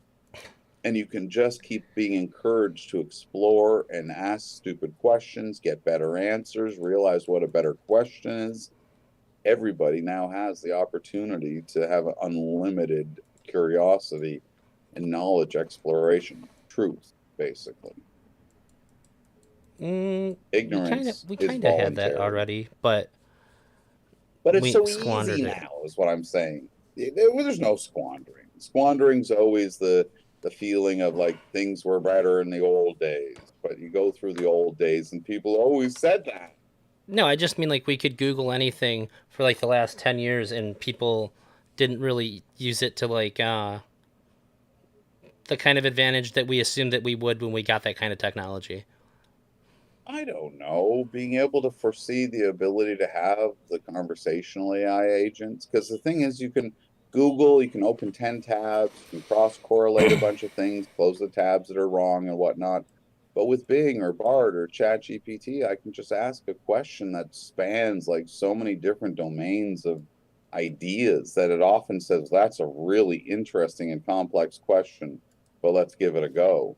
And that's the thing. Everybody can be encouraged to ask really good questions, because otherwise you need the skills of research to be able to ask the question, find the answer through a traditional Google type searching. I I guess that's really, my fair. hot take is in 10 years, we won't even use the term Google for searching anymore, because nobody will search things. You'll just ask your AI. And Yeah, whether it's that's a 1 second conversation or a 10-hour deep dive into understanding how magnets don't work, you know? that's fair because I'll tell somebody to Google something and they'll look it up and not get their answer. But I'll have to rephrase like 3 or 4 times sometimes to get an answer. I'm just that's just a skill set that I have. That's something that I've come to realize that not everybody can just look something up. It's just It's something I've true. practiced enough to be able to get the answers that I'm looking for. It took me a while to grasp that though, Are because you a I guess it cat was just more person? intuitive. I used to be. Curiosity killed the cat, satisfaction brought it back. I never heard the second part of that. Oh yeah, the satisfaction part is the key. You got 9 lives, right? So you might want to sacrifice them. That's the nicest thing about cats. They were always like gamers. You can respawn. Um, well, buddy, I wanted to get through this last little part, but I'm already 10 minutes Go for it. over. The time Okay. that I was telling my wife I was gonna go to, but I appreciate you. I'm gonna if I don't pick this up tomorrow, it'll be the next day. I have a couple of things I want to stream over the next couple of days, so feel free to pop by on that one too. I don't really mind how long any of these take. I just Thursday night's like mine and my wife's night. Absolutely. I just figure it is now a good time to be able to start to really crack into the nut of things with Mr. Girl, Destiny, all of it. Like, because Mr. Girl's so fucked.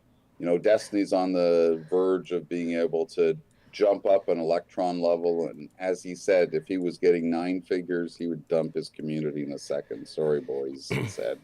It's actually crazy. I just seen right when I started streaming, his title was actual boring stream and then something else later. But like he had 10,000 viewers. That's double his average for like a boring stream. Exactly. It's crazy. Hey, he wants to have a DW himself, you know, the Destiny Wire. Yeah, yeah. It sounds like it might happen this time. We'll see. Well, But he's working it. You know, that's the thing. I'll just say one last thing: to have respect and compassion for all these people who, so many people just want to knee jerk hate. You know, it's sad to throw babies out with them. I agree, which is why I clarify all the time. Like I don't hate Destiny. I feel like people Oh, you think that. don't. You're the cool person. You don't have to justify yourself unless you want to. But I'm saying that so many in the whole community are all just like about insta hate, insta pain. But like you said, even like after like a week, they forget. Anyway, Yeah, I feel like I have to I'm gonna. contextualize that part a lot because when I talk about Mr. Girl and Destiny, it's always assumed that like because I'm a big fan of Mr. Girl, I must hate Destiny, and it's just never been the case.